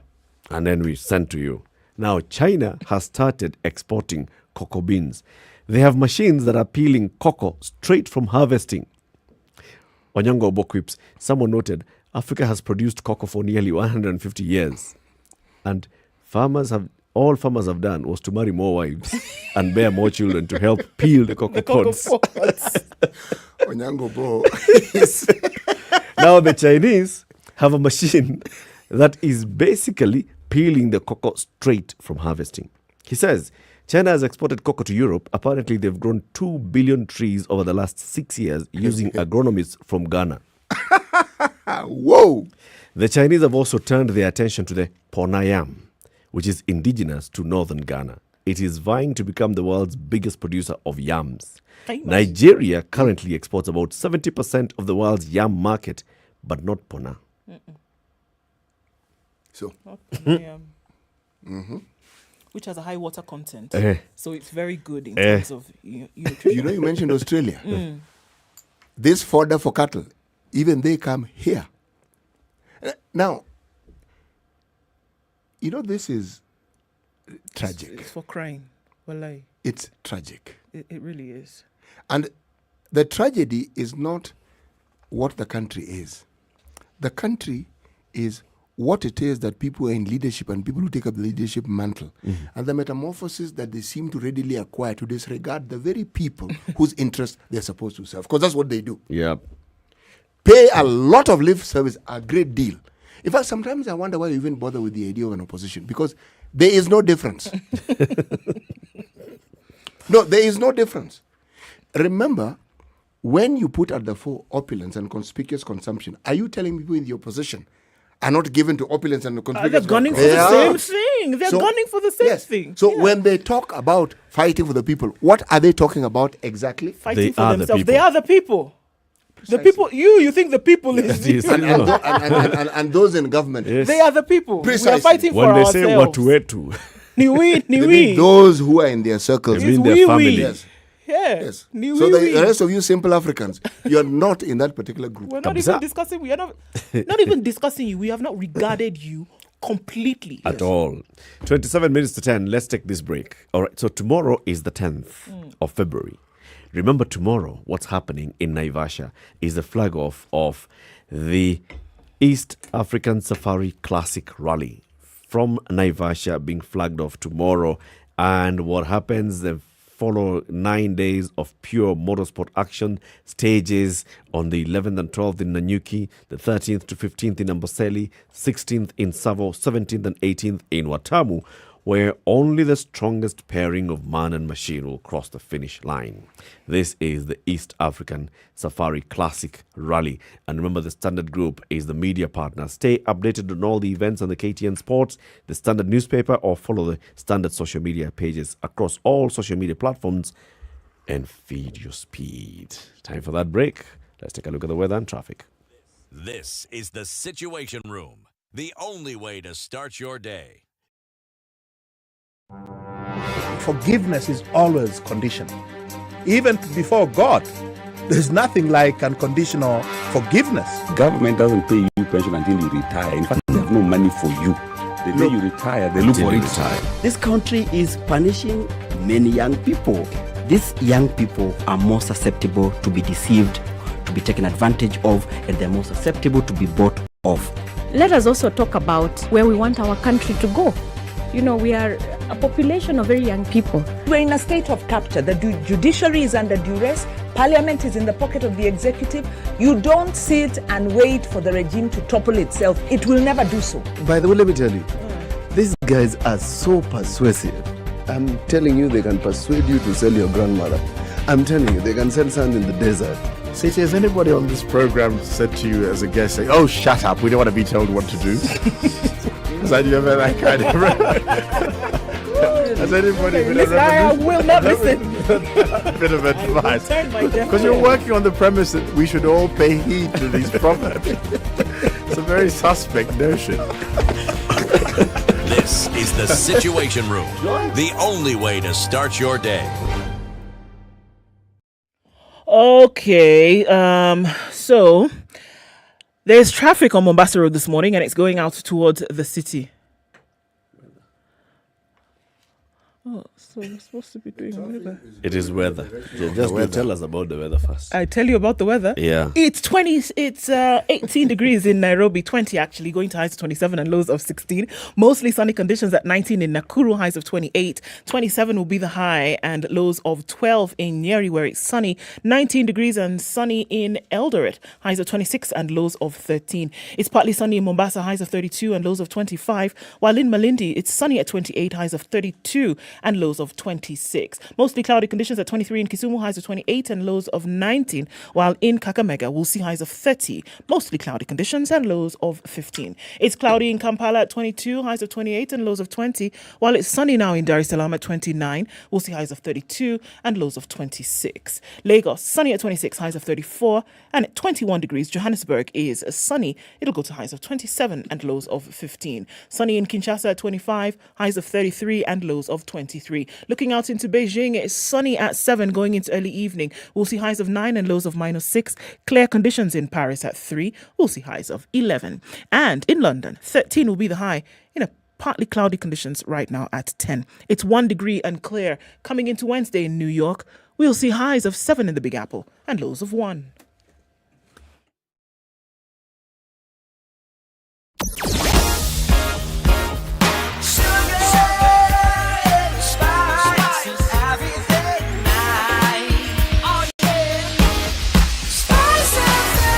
Spice up your life. Okay, so there is traffic on Mombasa Road today, and we're looking at it going towards General Motors. Langata Road also, some traffic there. It still continues. From the 12th to the 14th of February, that Muthui Kiambu Road area is going to be closed. So I beg you, those of you who are traveling for Valentine, better start leaving early before they'll say that you're lying. 14th, the road will not be open until late in the afternoon. Other parts of the city, we have traffic going on to Huru Highway, going out towards the city and through to Westlands. Kiambu Road still continues a little bit here and there, but on the Thika Superhighway, no traffic. It's much better now, as dissipated. Outer Ring still taking a little bit of a hit, and the Eastern Bypass looking good until you get just past that junction coming from Kangundo Road. Other than that, we're out of traffic hour. Let's see what it looks like through the morning. Let's talk, shall we, on SpiceFM KE on Twitter. Text 40127.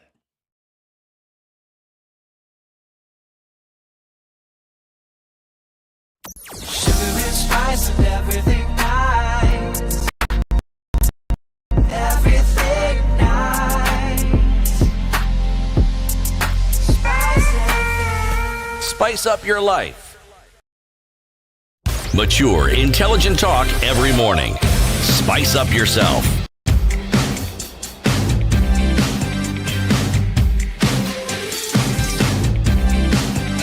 Mornings done right. Lines. Let's hear from you. 0719-012-600. The value of Kenyan life. What do we expect? Are we all equal, or are there some people in this country who are more equal than others? Are there some people from certain parts of this country who are more equal than others, or some people from certain parts of this country who basically, because of where you were born, you're condemned at birth? Wow.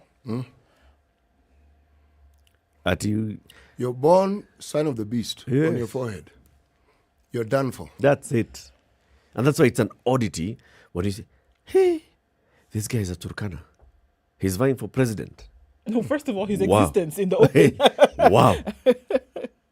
You know, there's And he has a PhD in law. Ekuru Aukot. Is he really Turkana, that guy? You know. You see, the stereotyping that we normalize does us a great injustice, because we may not even realize it, but we plant seeds of divisive discord that you grow up with. You may not think that you are divisive in your thought, but you are. You may not think that you are ethnically negative, but you are. It's like racism. When Mzungu tells you speak good English, my friend, you're being condescending to. 130,000%. Yes, it's true. Because it's like, you're not really expected to speak the language, forget speaking it well. At all. Yes. And that's why you'll find, for instance, when you have international companies employing Kenyans, you're told, we will be employed on local terms. And so you ask the question, so the job I'm going to do, is it any different from this other person? They may not think so. And then you're given this story of, job opportunities, jobs. We get it. But now, where the racism comes in is that you've already demarcated that these Africans can do with just this. This is good enough for them. But the other people have to be given a tad expatriate more. terms, because they work whatever it is that they have, which is extra, and it needs doing, whatever it is. That disparity, what drives it? And I'm saying, it is that sense of we are better, we are different. When it's between races, we call it racism. When it's between people of the same community, of the same race, You call it ethnicity. well, you want to call it tribalism. Tribalism, It isn't even tribalism. It's negative ethnicity. Because someone will say, but Kenyans are all equal, really. Really. In the homes and the backgrounds, the social and community backgrounds we come from, it's implanted then. It really is. So then looking at all of those things and looking at the conversation that we had yesterday with MP Aidan Kainan, and we're saying that we're going towards, Kenya is going towards this space whereby there will be national cohesion and we'll be going, and we are seeing some of these things playing out, not yesterday, today, right now. And we're saying that the next steps that we're taking in the next couple of weeks really is going towards national cohesion. Can you really reconcile the two? And say that, actually, you know what? This is where the political tide is going. National cohesion, everybody will have a piece of the cake, it'll be etc., etc., etc. Meanwhile, You know why? Just behind the ground. You know, I was able to stomach what Dr. Kenan was saying. Was he comes from a community that was actively and deliberately marginalized for the longest time in this country by policy. It was you can talk around it, but they were marginalized. They were these people. Okay, when someone tells you in 1997. Not a single constituency. I mean, single secondary school. Not one. And I'm thinking... In a constituency that is larger than several counties, provinces. Put together, yes. And I was thinking, when he spoke, I thought, in 1997, where I come from, hey, boy, there were many schools. Very many. Very, very many. There are none. Imagine. None. And that is just one part of Wajir. Yes. Which other parts of Wajir also suffered the same fate. Yes. Other parts of neighboring counties, Garissa, Mandera, Isiolo. Throw even Moyale. Throw in even Marsabit. Yes. All of them were going to Garbatula High School Precisely. in Isiolo. Yes. He went there. If you look at the notable people. They went to Garbatula. From that, they went to Garbatula. Now you tell me. Because that's what was there. Yes. Look, other parts of this country, for every 2 steps you took, you're tripping over secondary school. Yeah. Yes. Now, you tell me, that disparity, are you telling me it's organic? It's deliberate. It's very, very deliberate. You can talk around it. Yeah. But to keep certain folks out, essentially, is what Precisely. it is. Yes. Some effort has been made, you can say. And he pointed it out very, very clearly. Some effort has been made, to address these issues. But it's a half-hearted effort. Because we still talk about Laikipia West. No, is it West? Laikipia North. Yes. Where it's the same problem. No dispensary, no health facility, no school. No an roads. Entire ward has none of those. Not even a chief's office in an entire ward. To date. So there's, yes, you can say, there's an attempt, we are going to, but it's not at the pace that it should be going. It's very One key indicator is something called the Equalization Fund. The Equalization Fund was designed, money goes into this fund to help in bringing up those parts of the country that were traditionally marginalized. And the Equalization Fund was given a timeline in the Constitution. An expiry timeline. Yes. After this point, enough money should have gone in here and then it should have lifted. Did it ever go? Not been operationalized to date. Yes. So you tell me. The Equalization Fund is coming to an end in 2014. Wow. Not a shilling. So there are these attempts. Yes, but you see money has gone there to the counties. I mean, how much money has gone into these counties? The money that has gone into a county like Wajir in the last 9 years, and the money that has gone to another county that had all these basic facilities, were they starting at the same point? Most certainly not. Okay. No. And then the other thing that you'll notice is, a lot of money has gone into Turkana County, for example. A lot more money goes to Turkana than goes to a county like Vihiga. Okay, yes. But they're not starting at the same point. No, they most certainly are not, my friend. You are doing so many other things. When you're talking about hospitals, you're building from just Scratch. a basic clinic. You're building just a road. People from here to the other side just need to have a karud. You're starting from scratch. Let's hear the callers. 0719-012-600. Zachary. Oh, it's this other line. Zachary. Hello? Zachary wa Warembo. Hey, can you hear me? We can hear you. Yes, we can. Oh, Zachary Warembo is now there. Now, you guys, how is you? Good. We are fine, thank you, Zachary. So is me, and I'm happy watching the sun and putting on some black grasses, goggles, the black goggles. Okay. And of course, holding some mineral water in one hand. So, thank you very much. Zachary wa Warembo.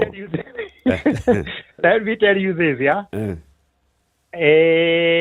There is what we call this term. I'm going to use it, and you allow me to use it, the necessary evil. In the eyes of the government, no one is equal or more important than the other. But then, what do they bring to the table? If you go to a place like Kiambu and the other place, agricultural areas, you will find that these guys pay tax, Yes. and the tax, of course, goes to the government to sustain the big honchos, So those people become a necessary evil in terms of development, whether the government likes it or not, because it wants to extract the tax from those guys. Eventually, you find that they'll try to kind of take some development there, but they are not taking so that because they love these people or they hold them in so much high esteem, At the same time, let me tell our friend there, Mr. Muga, our agent now there, that even in places like Kiambu, Nakuru, and elsewhere, where you find that it seems as if there are like now so many schools, or hospitals. Yes. Those hospitals were started at the effort of the community. Most of the schools started as Harabe schools. Most schools, hospitals started as dispensaries by the initiative of the residents, not the government. The government came on later. Now, you go to places like those northeastern areas, those people are basically pastoralists, moving from one place to the other. That is what I was told when I was somewhere in the classroom, So for them to settle and say, oh, because we are now going to reside here, we don't have a school, we don't have a dispensary. What do we do? They never had that time. So I may say that in the eyes of the government, is more important than the other. It is only that some of us are necessarily equal to the government, depending on what we bring to the table. Actually, Zachary, so it's your value. That would be my take, actually. You know, Zachary, if you consider what you're saying, take central Kenya, take the mountain, take western Kenya, take Nyanza, as it was, parts of the coast. A lot of what you call the colonial government efforts were supplemented by religious organizations. They put up schools and they also put up hospitals. And many of the schools that later then became so-called government schools had begun as mission or missionary schools. They were church-assisted. That is very true. In central Kenya, independent schools started... Well, there's no other place I know in this country where people, luckily, the community began their own independent schools. It was in central Kenya, okay? Sure. But the reason why that was possible was because they had the advantage of understanding the Western way of looking at things through Western education earlier than many other people. Okay, that's true. They interacted with it and in a way and realized what we're being offered here doesn't really suit us. We can start our own. And what we're saying is some of these areas we speak of didn't have that advantage at all. Okay. And so they only relied on what could be government effort. And we are saying government effort was wanting. But now, this is my point, Mwalim, Yes. I do not agree with any person who says that we are not going to develop a certain place because we get nothing there. Sure. But now look here. What I'm saying is this: what gave the people from Central, my grandfathers and our grandmothers and our ancestors, what gave them that chance to interact with the colonialists? It is because the colonialists, first of all, saw some economic power in those areas. And therefore, let's give the natives the advantage to interact with these people. Otherwise, those colonialists were not going there to help participate. You're right. No, you are right. You're right. Yeah. The education was for their benefit, not for the benefit of the locals. No, it was for them. Let's see education was used as a tool. Yes. Yeah. Sure. Thank you, guys, and have a nice day. Asante, Zachary. Okay. Mwenye. Good morning. Morning. I got a little Chinjerian there. Hi, Chinjerian. Achana na Chinjerian. Can I tell you two stories? Short stories. Very short stories. Hello? Yes. Hi. Can I tell you two short stories? My kids gave me a supplementary bill yesterday, budget, that they needed a fridge in every room. A what? A fridge. A fridge. Okay, now how many rooms are those? a 4-bedroom. Oh, gosh. Okay, 4 fridges. In every room. 2 microwave ovens for every room, even the loo. And of course, I remember they had a school trip next month. And meanwhile, my house girl had a fake child that had to wait. Right. The second one is, I'm supposed to be entertaining you. The second one is, in the 60s, I think I had, my dad was being told a story by an architect who was involved in the construction of a water hospital in Makueni. The PS then was somebody called Chalo.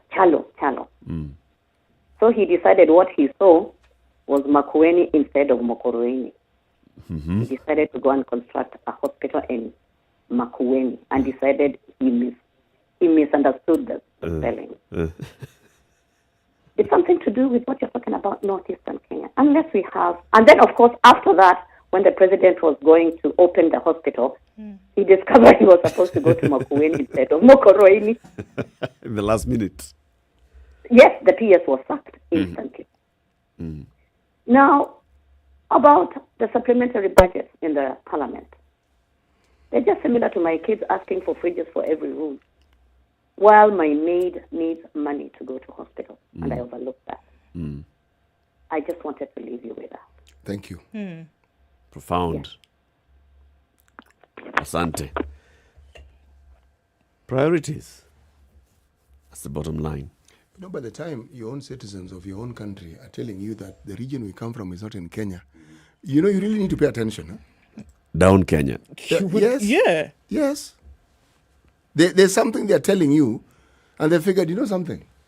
All things said and done, I know there's this geographical area we're calling Kenya, but we're not really in it.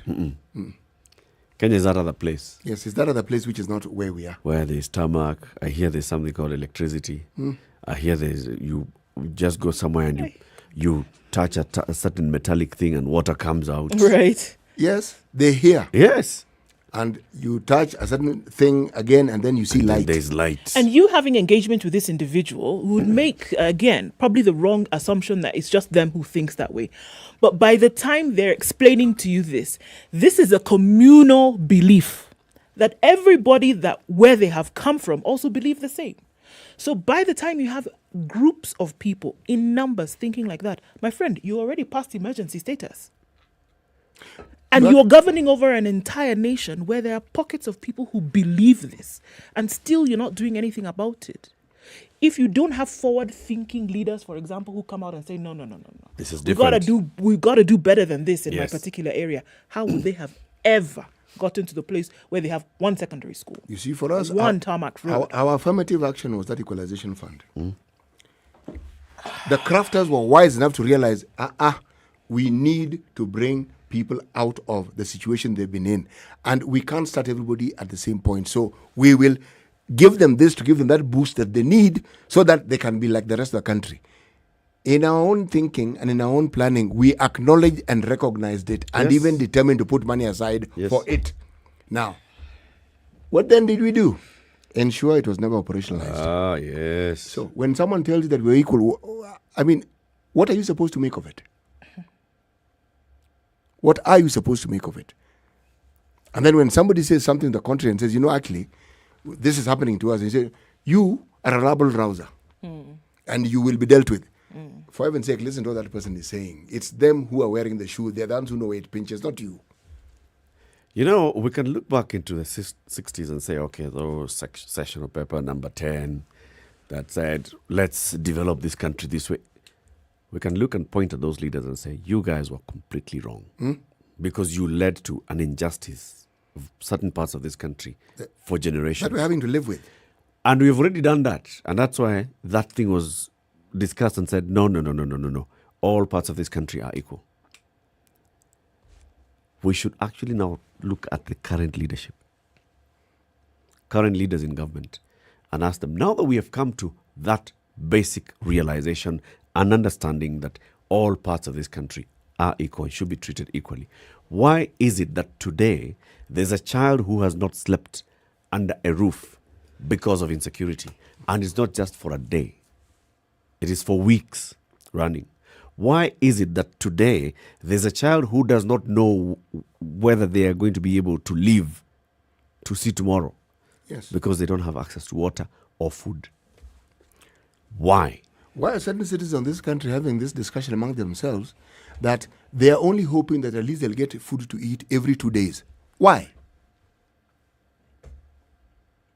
They are sleeping under the open sky. If you're talking about tourism and adventure, it sounds very chic and very nice. Yeah. But these people are forced into those circumstances because they've been forced out of their dwellings. Right. And most of them have lost everything that they had. And it wasn't much to begin with. Yep. So they don't have access to this UHC that we are launching. They don't have access to this CBC that we are launching. They don't have access to those. They're not considered as those who need And they're in the same country as us. And they're in the same country with a new constitutional dispensation, with a new rule of law, with a very forward-thinking and the best Bill of Rights the world has ever seen. Yes. And then when you have this discussion, what is thrown at you as, look at our GDP. Take that GBT and take it somewhere else, for heaven's sake. In fact, GDP, PTD, whatever. What? PTSD. Let's conclude. The measure of this society cannot be by this false GBT statistics that we keep providing. It has to do with what we're doing with the smallest, with the simplest individual in this particular country. Yes. Bigambizi, Sharti, Azame. All these wonderful leaders who are taking dives at this nonsensical conversation about development and are not doing anything about the conversation, they will sink. They will know they don't know. They will sink. Thank you for tuning in to The Conversation. Join us again tomorrow morning from 6 a.m. to 10 a.m. So Yolanda and DJ Absolute are coming at 11.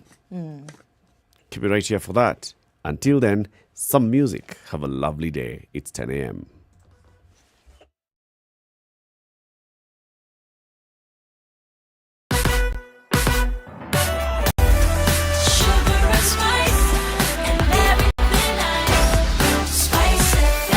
Spice up your life. The latest